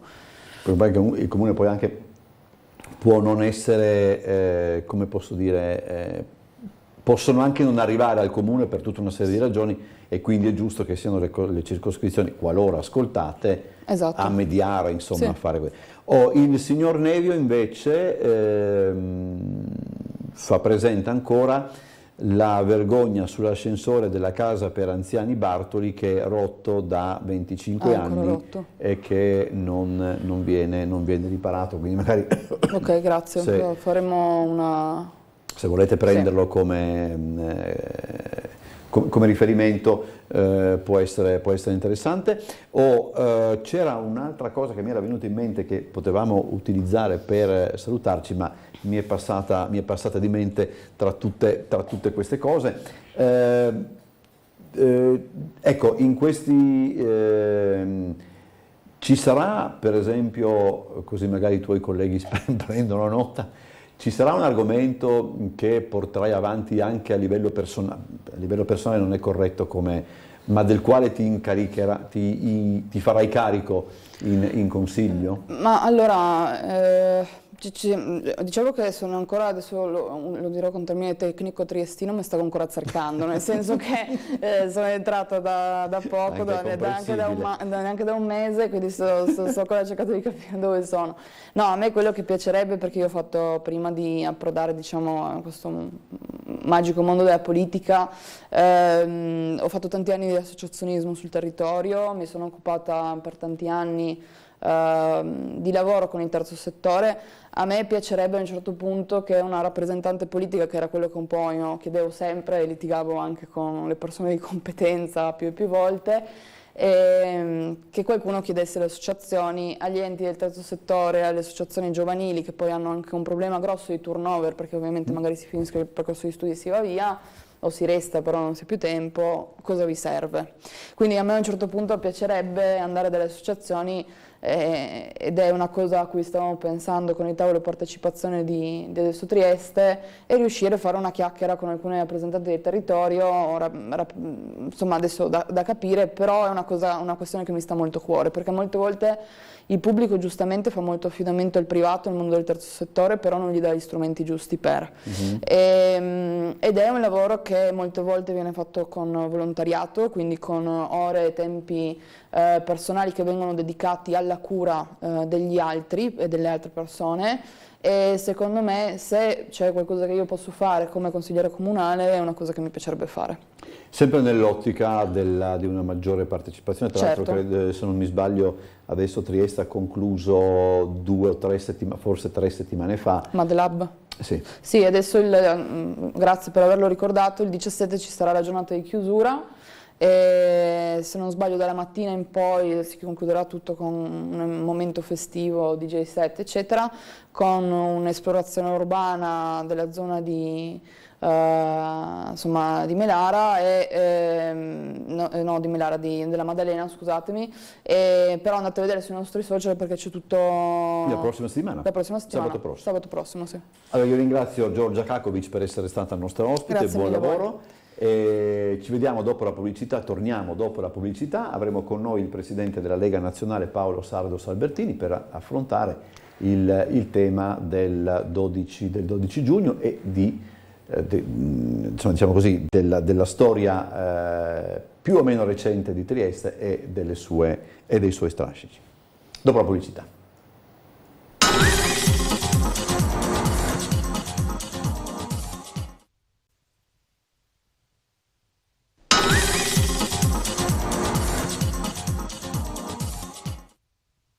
Allora, seconda parte, diciamo così, anzi terza parte per essere più precisi, di Trieste in diretta, e il nostro ospite, il presidente della Lega Nazionale Paolo Sardos Albertini, che ringrazio come sempre per la cortesia che ci dimostra.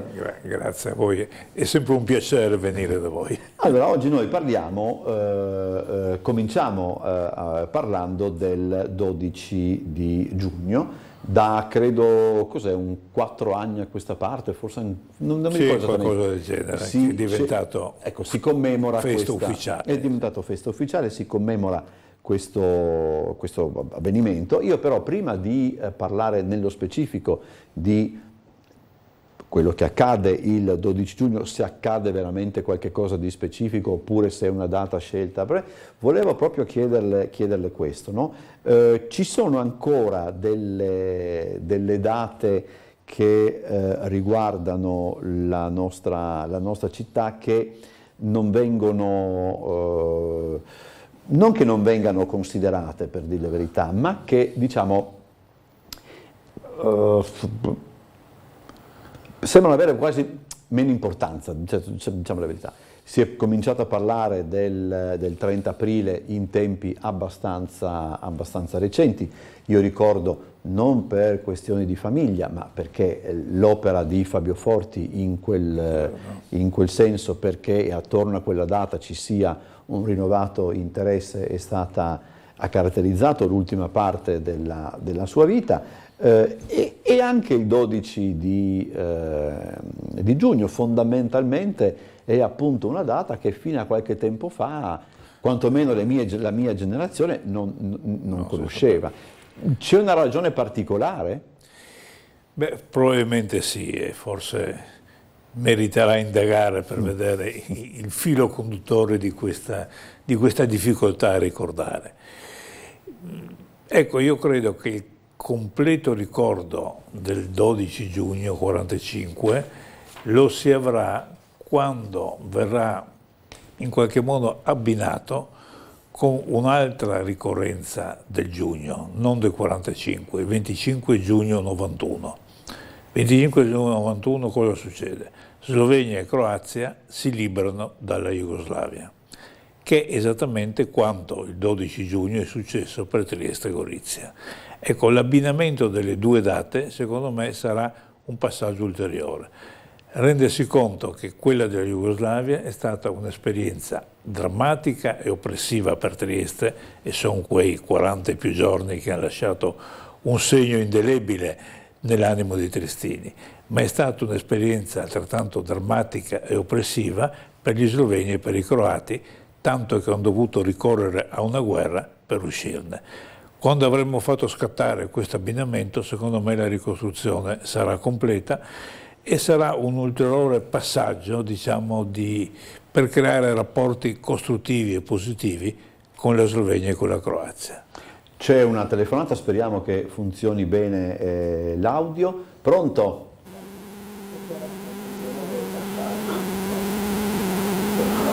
Pronto? Prego. Abbiamo decisamente dei problemi. Pronto? Buongiorno. Prego. Allora, volevo fare una domanda al suo ospite, no? Dunque, la Lega Nazionale è sempre stata la paladina dell'italianità di Trieste. Pronto? Sì, prego. Ecco. Allora, volevo fare una domanda al suo ospite. La Lega Nazionale è sempre stata la paladina dell'italianità di Trieste, Gorizia, Trento, Istria e Dalmazia, no? In un territorio dove si sono sempre parlate diverse lingue, italiano, tedesco, ladino, italiano, croato e sloveno. Però la Lega Nazionale non ha mai alzato un dito in difesa di quei cittadini italiani che vivono dall'altra parte dell'Italia, e mi riferisco a quelli del Canton Ticino, dove si parla esclusivamente la lingua italiana, e quello era territorio, chiamiamolo italiano, fino al 1806, perché apparteneva ai duchi di Milano, anche se l'Italia non era ancora formata. Allora noi eravamo austriaci di lingua italiana, però ci sono i svizzeri di lingua italiana. Allora la Lega Nazionale dovrebbe aprire una sede a Lugano per cercare di liberare quei poveri italiani dall'oppressore elvetico, perché fino a quando il Canton Ticino non torna all'Italia non si può parlare di unità nazionale. Buongiorno. Ho capito molto male. Ho sentito io. Dunque, dice la Lega Nazionale è paladina dell'italianità di Trieste, Gorizia, Istria, Dalmazia. Dice perché non si interessa, e qui devo dire la verità, degli italiani che vivono nel Canton Ticino. Beh, diciamo, in realtà qualcosa l'abbiamo fatto. Ci sono stati almeno 3 convegni svolti nella Lega e per coinvolgimento della Lega, destinata a coloro che parlano l'italiano fuori dall'Italia. E in questo senso c'era anche sempre un rappresentante che veniva dal Ticino, non da Lugano ma da Locarno, se ricordo bene, che esprimeva i problemi e le caratteristiche di quest'area. come c'era qualcuno che veniva da Malta, dalla Corsica, cioè avevamo una rappresentanza di diverse situazioni. E da questo punto di vista in effetti è un problema effettivo, anche se in realtà la situazione linguistica nel Ticino è ampiamente tutelata, perché proprio la cultura svizzera è quella di tutelare tutte le specificità. Ecco, da questo punto di vista io lo cito spesso la Svizzera come possibile micromodello per l'Europa. Se l'Europa diventerà un'Europa delle nazioni, come la Svizzera è stata una Svizzera dei cantoni, tante cose saranno preferibili e migliorate. Quindi da questo punto di vista c'è una tutela linguistica, perché è lingua piena l'italiano.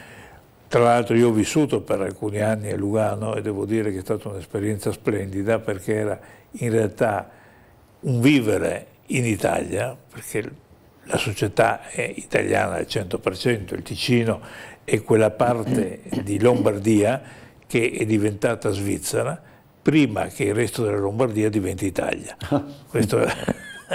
E quindi, però da questo punto di vista quanto che ha detto il nostro spettatore lo condivido, qualcosa l'abbiamo fatto, evidentemente non si può fare tutto, ma si cerca di fare almeno il più possibile.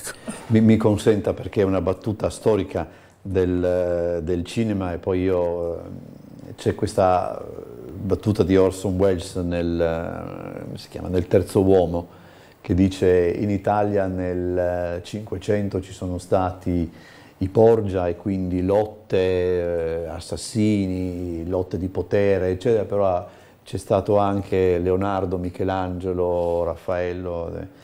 Dice: in Svizzera hanno avuto 500 anni di pace e hanno prodotto gli orologi a cucù. Non c'entra niente, però la dico perché è straordinario. Ma che non è esatto, perché questo è un aspetto curioso. La Svizzera ha avuto 500 anni di pace, ma che era stata preceduta da un passato estremamente bellicoso.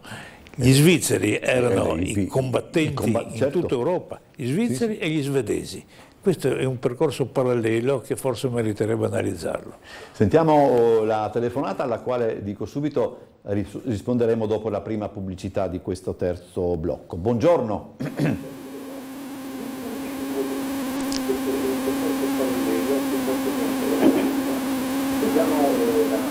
Pronto? Pronto? Buongiorno, sono Alba. Buongiorno, signor Bosatti. Buongiorno, prego. Buongiorno. Ascolti, oggi è 10 giugno, vero? Sì. Nessuno menziona dell'anniversario del primo bombardamento a Trieste in tempo di guerra. Sì, giusto. E mi ricordo, ero piccola, avevo 7 anni, perché prima era allarme e 6 fischi di sirena brevi, limitato al pericolo, e quando era 4 suoni grossi di sirena significava che era veramente grande pericolo. Quella mattina mia mamma, che mi abitava, noi siamo andati a fare una passeggiatina su per la via Redi, dove è stato il Triestino. Siamo andati là e mi hanno segreto, poi sediamoci a prendere un po' di sole. A un certo punto, prima che mi sentiste, e dopo i 4 suoni gravi di sirena, la mia mamma ha detto: presto, corriamo a casa a rifugiarci. Siamo rifugiati sotto la Madonnina, e appena che è stato possibile siamo accorsi a casa. Le bombe sono cascate sulla chiesa degli Rossetti, sulla villa Engelmann, e fino alla via Redi del Salvatore Triestino, tutto a tappeto, perché l'obiettivo Lori lo aveva sulla villa Engelmann. Non le dico che ricordi quella. Mio papà quella mattina si è andato a Muggia, combinazione con mia sorella, a raccogliere ciliegie, dell'alga visto ieri informazione che arrivava, che dopo, dopo non so più cosa. Ecco, mi sono menzionato a ricordare, credo che era l'anno 43. 10 giugno, ecco, un ricordo a questa gente tutta. La chiesa degli Rossetti, che alle 11 di mattina stava celebrando matrimonio, poveri. Sai che è bene. No, giusto un'informazione. No, ma corretto. Difatti, mentre lei ha detto 10 giugno mi è venuto in mente, credo del 44, non 44, so, sì. Non del 43, so che me lo ricordo, me lo racconta anche mia mamma. C'è una cerimonia oggi a San Giacomo per ricordare perché questa scadenza. Perché San Giacomo poi anche uno è stato fortemente coinvolta, sì. Ma tant'è vero che quando vede i film di guerra, mia madre, che ha 92 anni, quindi insomma ha vissuto e anche dice che la cosa più tremenda è sentire il sibilo delle bombe mentre cadono, perché le ricorda appunto quello che ha passato in tempo di guerra. Insomma, ma già le sirene erano un qualcosa che incideva. Io ho ricordi di quei bombardamenti, avevo 4-5 anni, però noi abitavamo in via Picardi e il rifugio dove correvamo era collocato dove ora si trova la sede del Petrarca. Là sotto c'era un rifugio antiaereo. E ricordo appunto suonava le sirene e mia mamma raccoglieva quelle cose, perché poi non si sapeva quanto tempo si doveva restare. Così ero ragazzino, bambino proprio, però ho una serie di immagini visive di quel passaggio. Direi quello che quando i nipoti mi chiedono: ma nonno, tu che hai visto la guerra, racconto perché questo è quello della guerra che ho visto. Andiamo allora in pubblicità, poi torniamo.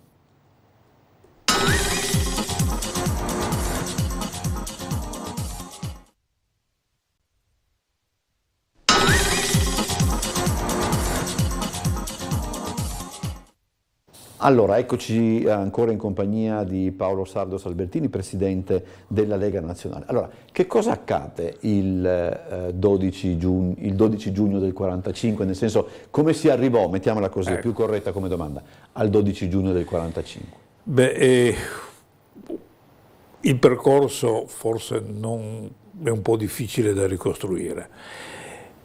La premessa è il 1 maggio 45 che le truppe di Tito arrivano e si impossessano della città e inseriscono immediatamente la città di Trieste nel sistema della Jugoslavia che Tito stava costruendo, perché era un obiettivo sicuramente prioritario Trieste e in particolare il porto. È una situazione che poi è accompagnata dall'infoibamento, migliaia di persone che spariscono, il terrore che grava sui cittadini. In questa situazione c'è la presenza degli alleati, cioè gli inglesi e gli americani, presenti fisicamente con delle truppe neozelandesi ma che sono un po' alla finestra. A un certo punto questa situazione di fatto che Tito cerca di trasformare in situazione di diritto, dire siamo arrivati per primi, noi abbiamo liberato, e non era vero perché era stato il Cileni il giorno prima, ma questo Tito l'ha sempre smentito, noi che abbiamo liberato abbiamo diritto di inserire Trieste nel nostro sistema. Gli alleati stanno a vedere per un certo lasso di tempo. C'è quell'episodio importantissimo a mio giudizio del 5 maggio 45, quando triestini scendono spontaneamente in piazza e le truppe di Tito sparano e ci sono morti e tanti feriti. Quindi la Trieste dà la testimonianza di non volere questa situazione. Ha giocato, non ha giocato, non lo sapremo. Quello che a mio giudizio gioca certamente è che nel frattempo la politica statunitense è cambiata. La linea Truman si è sostituita alla linea Roosevelt e quanto la linea Roosevelt era di piena condiscendenza nei confronti dell'Unione Sovietica, altrettanto la linea Truman invece è di resistenza. Dicevano, mi perdoni se la interrompo, che diciamo così, la condiscendenza di Roosevelt nei confronti di Stalin poteva dipendere anche dal fatto che le condizioni di salute di Roosevelt non erano ottimali e quindi come se non avesse voglia, ecco, insomma. Sì, ma non solo, cioè c'era una certa cultura, diciamo, della sinistra americana, di cui Roosevelt era espressione, che si era portata dietro una sorta di innamoramento nei confronti della rivoluzione sovietica. Questo giocava. Sì. E difatti è caratteristico invece l'atteggiamento diverso di Churchill, sì. Per cui dopo Yalta il commento di Churchill è dire forse abbiamo ucciso il porco sbagliato, che è estremamente pesante. Comunque dicevo, succede questo. C'è un fatto a mio giudizio che è determinante. Gli inglesi e gli americani hanno truppe presenti in Europa, in Austria come in Germania. Le truppe che sono presenti in Austria vengono supportate, sostenute, alimentate con rifornimenti che passano dal porto di Trieste. Ecco, a mio giudizio un aspetto fondamentale che ha giocato e che gli inglesi e gli americani non erano disposti a rinunciare al porto di Trieste come strumento tecnico per rifornire i loro soldati in Austria. E quindi questo, insieme alla nuova politica americana, credo che contribuisca a questa scelta. In qualche modo c'è una verifica in contrario che delle volte nella storia funziona per capire. L'interesse per Trieste da conservare sotto, diciamo, la presenza anglo-americana si sfuma quando c'è la prospettiva di un'intesa sull'Austria che porterà poi nel 1955 al ritiro delle truppe russe e di quelle occidentali. A quel punto Trieste su questo fine non serviva più. Sarà successivo alla risoluzione della questione triestina, ma in qualche maniera, a mio giudizio, le due cose sono collegate. Quindi comunque il 12 giugno gli anglo-americani impongono a Tito, dopo dei negoziati avvenuti a Belgrado, di dire devi lasciare la città di Trieste. E Tito procede e si ritira, ritirandosi in quella parte del territorio che costituirà successivamente la zona B. Quindi come dire, il giorno 12 giugno non accade niente di... accade il fatto che le truppe di Tito vanno via. Partono. Ma non in seguito a qualche cosa di particolarmente cruento? In applicazione di un accordo che mi pare era stato stipulato l'8 il 9 giugno, qualcosa del genere, col quale gli Stati Uniti gli avevano detto dovete lasciare. Dal 13 giugno in poi, tra l'altro, che cosa cambia? Nel senso, io penso che lei era ancora calzoncini corti, quindi forse potrei chiedere a casa se cambiò radicalmente da così a così la vita a Trieste. Certamente ci si era liberati da un gioco. Certo. Allora, il cambiamento è stato sostanziale, cioè da quella situazione dei 52 giorni nei quali vivevamo in Jugoslavia, ci siamo trovati in una situazione diversa. Con gli anglo-americani non c'erano i poteri popolari, l'ora era quella di Roma e non quella di Belgrado e tutto il resto. E soprattutto le persone non sparivano. Si cominciavano a fare i conti di quanti erano spariti. Questo cambia sicuramente. Quello che resta è, a mio giudizio, il peso pesantissimo dell'esperienza del terrore vissuto in quel poco più di un mese. Un'esperienza che ha condizionato tutti gli anni successivi, vissuti in qualche modo in maniera più implicita che esplicita, sotto la domanda: e se tornano i titini? Ecco, il timore era che per un qualche motivo gli alleati se ne andassero, e a quel punto Tito era prontissimo.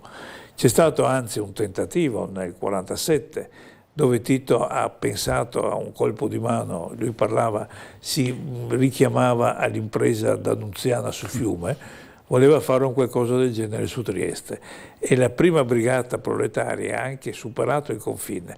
Poi dopo c'è arrivato l'Alto Là.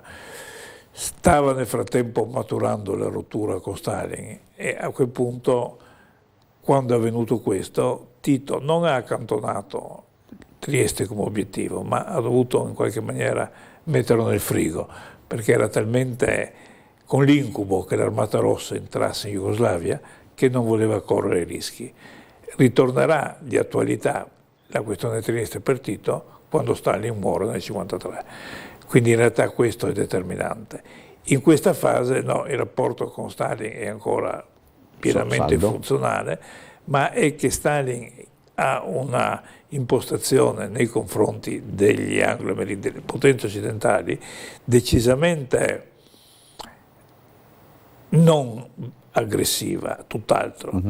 Cioè la Russia è in condizioni tali dopo la fine della guerra che è stremata e non può correre il rischio di qualsiasi conflitto. A un proposito significativo che la rottura tra Tito e Stalin avviene proprio su questi termini. La guerra in Grecia, c'è una guerra rivoluzionaria in Grecia, Tito vuole appoggiarla e Stalin interviene, dice no, la rivoluzione va archiviata, è finita, perché si era impegnato con gli alleati a non sostenerla.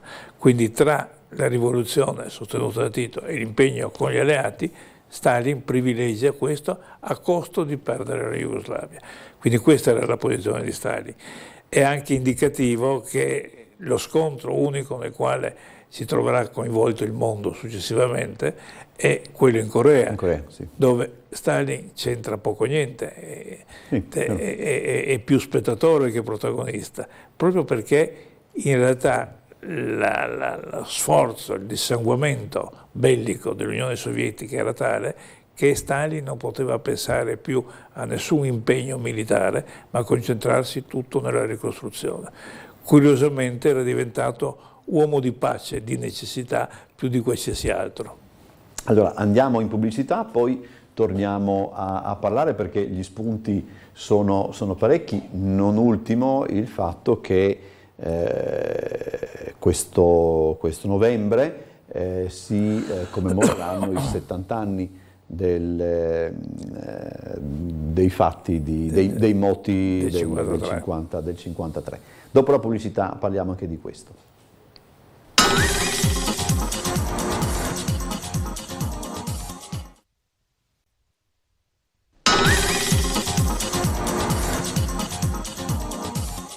Preso Tito altro. Accompagna per vedere l'arco di Tito, sì. Il turista che dice questo è l'arco di Tito, ma Tito altro.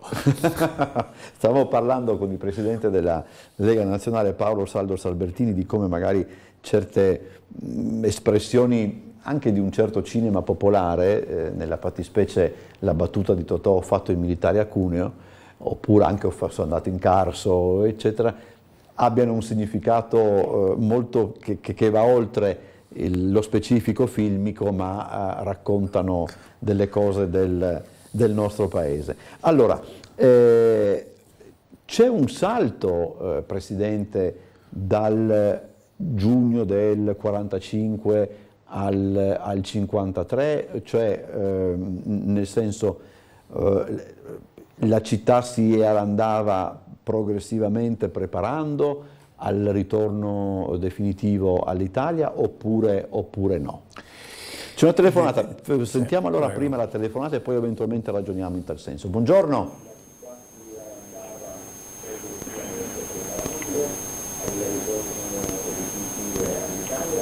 No, c'è il ritardo, adesso dovrebbe...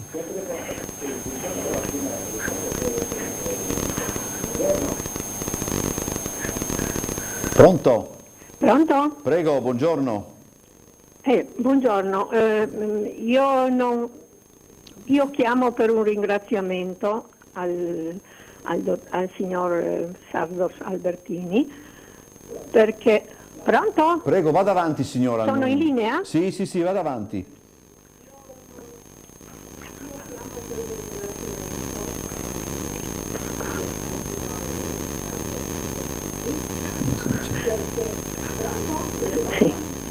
Sì, perché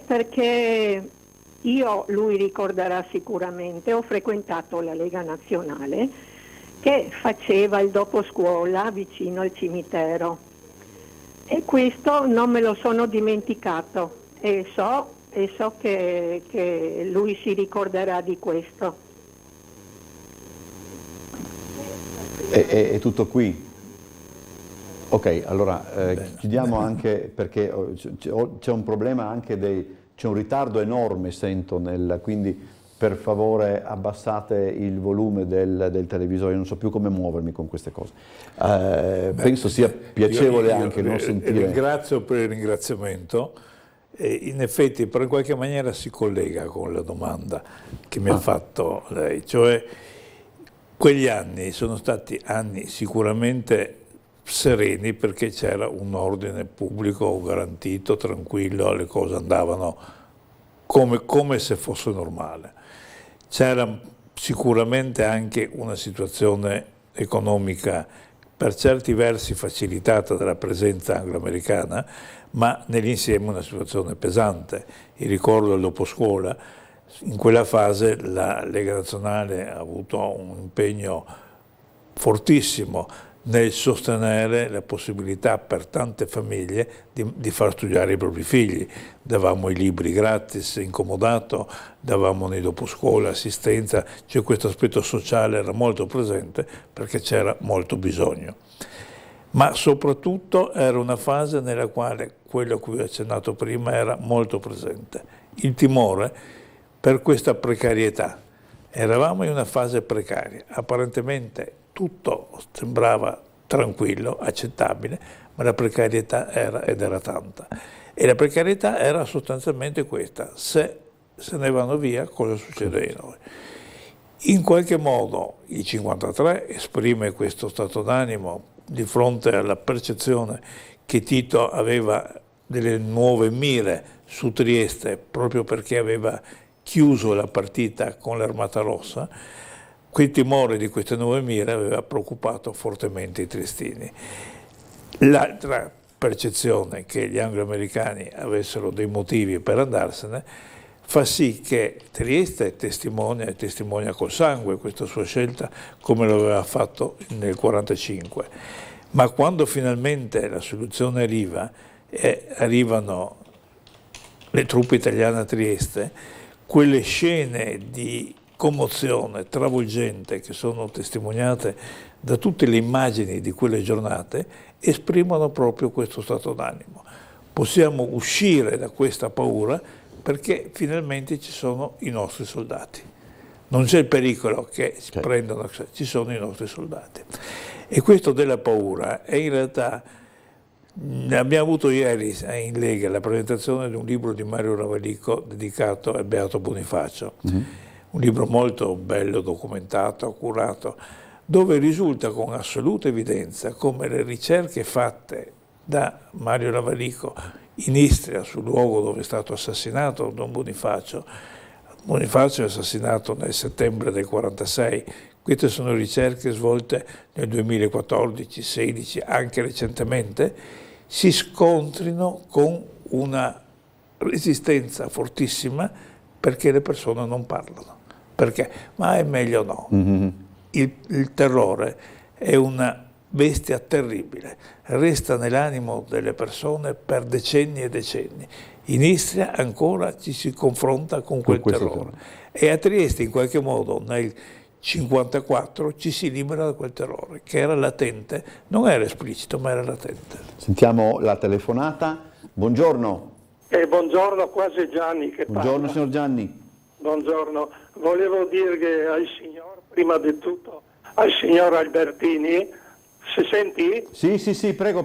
Al signor Albertini, che è della Lega Nazionale, che mi lo ringrazio perché grazie alla Lega Nazionale mi avevo un libro, che è stato l'unico libro che avevo, che era l'antologia, perché mi andavo a scuola a Royan e era solo un libro, e quel libro racchiudeva praticamente tutto il sapere, più o meno, ecco, e per questo lo ringrazio.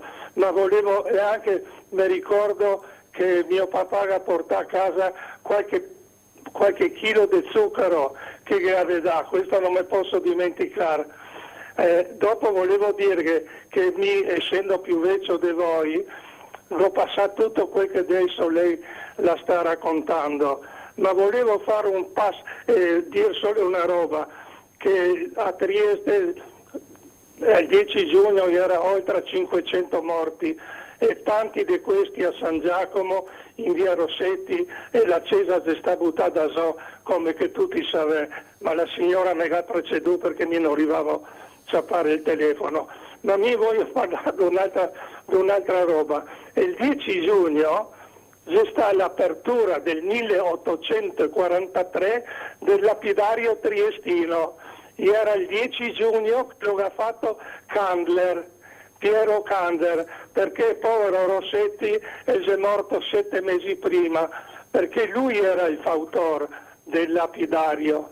Solo lui, perché lui ha lottato tanto per avere il cenotafio di Winkelmann, che si sta messo quella volta là in una specie d'umbone, appena dopo lo ha messo in quel tempio corinzio. Ecco, tutte queste robette volevo dire, già che ho avuto la fortuna dopo tanto tempo di ciappare il telefono, ricordo che al 10 giugno si sta anche arrotato Arcangeli, quel che 2 giorni prima aveva occupato Winkelmann alla Locanda Grande. Tutto questo è una storia di Trieste che porto avanti, che mi piace parlare, ma che purtroppo adesso non so che sta bene e abbandonerò un poco. Comunque posso telefono sempre e ringrazio sempre. Potessi parlare degli americani, potessi parlare degli inglesi, della borsa nera che a Trieste e tutte queste robe qua, che era in via Sorgente. Quella via Sorgente era la borsa nera di Trieste, dove tutti vendeva quel che aveva, e noi fioi, mica avevo 10 anni, 11 anni, andavamo a vendere anche le cicche, perché le raccoglievano con gli americani, e si andava in tutti i bar, non i bar tipo come si chiama Milano o San Marco o Firenze, ma si andava nel bar degli americani. Un bar degli americani che era tanto in voga era quello in via Carducci, dove c'è il palazzo del Berlan, quel che mostra come una nave che c'è. E il primo tocco da via Val di Rivo, il primo tocco per 3/4 era il bar Mario, e là noi muli che dovevamo vivere perché era dura, ma adesso non voglio farla lunga perché sono di stomato con tamonade, e allora mi vi saluto, ma se un domani avremo da parlare potrei raccontare tutte queste robe. Comunque vi ringrazio Tele4 perché mi porta e mi tiene tanta compagnia, e grazie signor... al nostro stabile che mi ha fatto andare in Rosandra adesso che mi non posso andare più. Grazie a tutti. E anche il suo parente Forti, mi andavo con lui in Carso e ne spiegava tutto. Solo voi posso dire che è solo una piccolezza. Sì, dai. Lei l'ha fatto giustamente ricordando Orson Welles, se non sbaglio, del famoso cucù, ma il cucù non lo ha inventato i svizzeri, il cucù lo ha inventato un certo Hetzner, se non sbaglio, nella Foresta Nera. Questa è la storia del vero del cucù. Comunque vi saluto e vi ringrazio. Scusate le monade. Grazie signor Gianni, anzi stia bene. Neanche il cucù è poveri svizzeri. Neanche il cucù. Allora, ci chiedono, effettivamente le avrei chiesto, se sono in programma iniziative per i 70 anni del... Ne aveva già accennato tra l'altro. C'è un'iniziativa secondo me che è quella la più importante. La Lega Nazionale l'ha proposto e il Comune ha accettato. Verrà conferita ai caduti dei 53 la civica benemerenza del Comune di Trieste, che è la onorificenza più elevata di competenza del Comune. In qualche maniera è un percorso che si completa. Nel 2004 avevamo ottenuto dal Presidente Ciampi che fosse loro concessa la medaglia d'oro alla memoria, ed era il riconoscimento dello Stato italiano. Con questa civica benemerenza è la gratitudine della città di Trieste. Accanto a questo ci sarà un convegno importante, avremo tra l'altro l'intervento del professor Parlato, professor Pilucci, che lo terremo al Museo Revoltella. Ci sarà una mostra rievocativa e forse poi qualche altra iniziativa, ma il clou è questo riconoscimento che verrà realizzato nella sala del Consiglio Comunale con il conferimento delle civiche benemerenze a questi caduti. Allora, invece Giorgio Marchesic è come sempre un po' come dire, pungente, dice... pungente ma simpatico. Qui anche tranquillo, per dire la verità, dice gli istriani sono stati traditi dall'Italia. Chi ha regalato l'Istria a Tito? Chi ha dato l'onorificenza appunto a Tito? Ancora oggi la zona B si può riprendere con il trattato di pace del 47. Poi dopo sempre là si arriva, ma insomma... quindi ho ben ragione di parlare bene di Marković se sostiene questo. Purtroppo non è fattibile, purtroppo. In realtà io credo che ormai si tratta di ragionare in altri termini. La zona B, ma tutta l'Istria, ma anche la Dalmazia, terre di storica presenza italiana, è giusto che recuperino questa componente della loro identità, ma non più con spostamenti di confine, con spostamenti politici che non appartengono all'attualità. Il futuro non so, ma al momento non è questo lo strumento. È la logica distorta che ha guidato Putin nella sua aggressione all'Ucraina, voler ragionare in termini di spostamento di confini. Quindi anche noi nei confronti dell'Istria, di Fiume e della Dalmazia dobbiamo guardare in un altro spirito e ricreare quelle condizioni nelle quali la presenza italiana in termini di civiltà, di cultura, di economia e di quant'altro sia nuovamente in quelle terre, ma non contro qualcuno, ma per la ricchezza di tutti.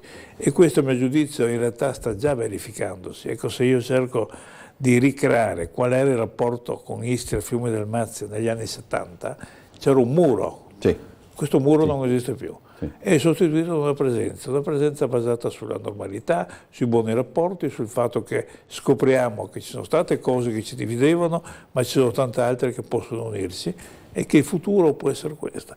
Io ho un sogno, diciamo, come diceva Martin Luther King, il sogno è quello di ritornare a quella che era la situazione ai tempi di Venezia. Venezia, regina dell'Adriatico, faceva sì che i popoli italiano, sloveno, croato convivessero pacificamente, in maniera produttiva, operativa, e non è detto che questo non possa ripetersi. C'è sempre questa, ogni tanto io quando ci vediamo le faccio questa domanda, no? Perché è logico che per tutta una serie di ragioni si parli appunto della Trieste immediatamente dopo la fine della Seconda Guerra Mondiale, della Trieste del 53, eccetera. Adesso, sempre per rimanere sulle date, no? Diciamo, dal 55 in poi, che Trieste è stata, se dovesse fotografarla? Cioè, è una Trieste che, come posso dire, si mise subito, diciamo così, incontrò subito l'Italia del boom, era avanti per certi aspetti. Che cosa successe dopo? Perché si ragiona sempre per blocchi, no? Magari certo. Dal 54 si passa a Osimo, ma parlando di questo, stato sono 20 anni di... Beh, direi che sono 20 anni, diciamo il 54 ha un seguito fin quando c'è ancora Gianni Bartoli sindaco. Ecco, quella è una continuità, ed è una continuità che si interrompe quando nel 56 mi pare Gianni Bartoli viene defenestrato con un colpo di Palazzo Diana, cioè all'interno del suo partito viene scalzata la maggioranza che lui esprimeva, come in precedenza era successo a livello nazionale nei confronti del Cide De Gasperi. C'è un parallelismo. Subentra un nuovo gruppo dirigente. Dopo alcuni passaggi prenderà la denominazione ufficiale dei Morotei. Ecco, questo è quel gruppo dirigente che gestirà Trieste di fatto fino a Osimo. Osimo, nella logica di questo gruppo, doveva essere l'operazione finale, e Guido Botteri, che era un po' la mente teorica del gruppo, lo aveva anche sostenuto, per chiudere definitivamente il capitolo dei rapporti tra Trieste e l'Istria. Bisognava mettere una pietra tombale sulla questione istriana. Il Tratto di Osimo aveva questa funzione, perché Botteri sosteneva, fin quando a Trieste si parlerà di Istria, questo andrà a alimentare le destre della politica triestina. Era l'operazione conclusiva, poi però le cose vanno male. Non solo non si mette la pietra tombale, ma la insurrezione della città contro Osimo fa diventare la questione istriana più che mai di attualità.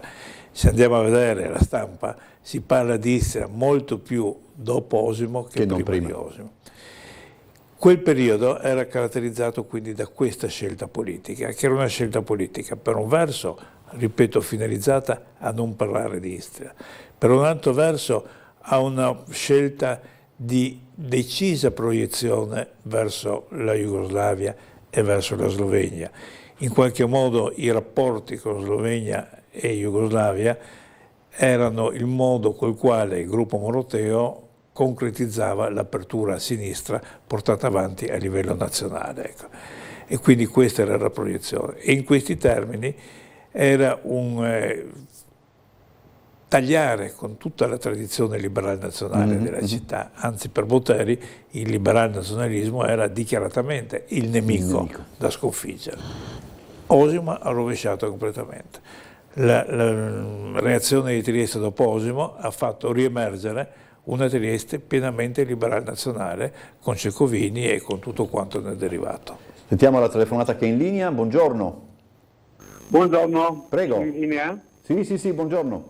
Buongiorno Umberto Volazzi, buongiorno a lei e al dottor Albertini. Volevo chiedere una cosa al signor Carlo Albertini, comunque se è personale la cosa, personale sua. Allora, negli anni, fine anni 70 circa, non mi ricordo bene, penso 78, 75, non mi ricordo bene. Allora erano gli anni che bisognava mancare il mio suocero. E noi avevamo, una famiglia, che avevamo fatto una lettera dall'avvocato Saldo Albertini, che penso che sia suo papà, no? Se non sbaglio. Penso di sì. Eccolo. Una lettera, sono stati invitati nel suo studio in città, che non mi ricordo dove, ma mi ricordo il studio, quello portava nelle pelle, quella lui, una coccolissima persona, anche grande, quella, e ne invitando i familiari. Perché? Perché lui si era rivolto, all'epoca suo papà, si aveva rivolto a una chiromante, penso a Trieste, per via della, purtroppo, scomparsa del suo Pradei, giusto? Pronto? Sì. No. Insomma, ne ha mandata lettera al suo papà, se potevamo venire allo studio, che la chiromante che era indicato il nome di una persona che la guardi piccolo di ieri e da contatti familiari di questa persona morta, che era mio suocero, no? E Lori saprà dire qualcosa sulla sparizione del suo Pradei. Noi siamo dei giorni, abbiamo parlato così lì, abbiamo visto che non sapevamo niente, no? Dopo si era rivelato che gli era dato sul giornale il nome del mio suocero morto e ha detto come che se fosse morto, che dovesse ancora morire, no? Come chiromante. E invece non si era rivolto, insomma, per dire che suo papà era tentato ancestrale qua, anche povero, quella volta era 6 disperati, mi ricordo che aveva fatto anche un lì, e Gigi là di là, che mi ancora levò, se non sbaglio. Quella. E dopo che Fardel povero era sparito. Ok, Torino, è chiara la cosa, insomma io chiedo scusa se magari questa telefonata le porta alla memoria un episodio anche non piacevole. Ecco, certo, ma insomma piacevole anche perché sostanzialmente è rimasto tutto sotto il segno del non sapere. Credo che sia la cosa peggiore che sono passati tanti anni, ma diciamo noi fratelli, ma i miei genitori in particolare. In genere è una sofferenza enorme per un genitore perdere un figlio, perché è logico che succeda l'inverso. Ma quella perdita abbinata al fatto del non sapere cosa è successo è stato veramente un dramma. Penso devastante. Da mio papà e mia mamma, e insomma siamo tranquilli che adesso, deceduti tutti e due, sono lassù e sanno tutto. No, le chiedo scusa, forse magari anche il telespettatore. Detto questo è che sanno, quando c'è stato il funerale per la morte di mia mamma e alla parrocchia di San Vincenzo, il Don Darieto Pavlovic, che l'aveva seguita, ha cominciato l'omelia dicendo adesso Bianca sa. Forse anche il telespettatore non credo avesse nessuna, voleva solo ricordare questo episodio. Quando poi si menziona mio papà mi fa sempre molto piacere, perché ho avuto la fortuna di avere un rapporto con lui di sintonia totale, addirittura ridicolo, come mi sono trovato a fare le stesse cose che faceva lui. Ma questo capita, questo me lo dicono anche io. Ma in tante cose, l'Azione Cattolica, l'Unione Istriani, la Lega, l'attività associativa, tutto dico. Capita anche a me quando ci sono delle persone che hanno conosciuto mio papà che mi fanno notare, non so, certi atteggiamenti simili, eccetera, certe forme di carattere che magari io non riconoscevo, perché per carattere forse penso di essere più simile a mia mamma, invece delle volte capitano e ti fanno anche molto piacere, devo dire la verità, anche essere raccontato da un altro senso. E questa è la grandezza di un'affermazione di Giovanni Paolo II, quando parla della madre patria. Tra l'altro dice il patriottismo è l'antitesi del nazionalismo, e parla di madre patria, dove l'aspetto materno è la presenza attuale, l'essere inseriti in un contesto. L'aspetto paterno è il collegarsi a ciò che c'è stato prima. Sì, è vero, è verissimo.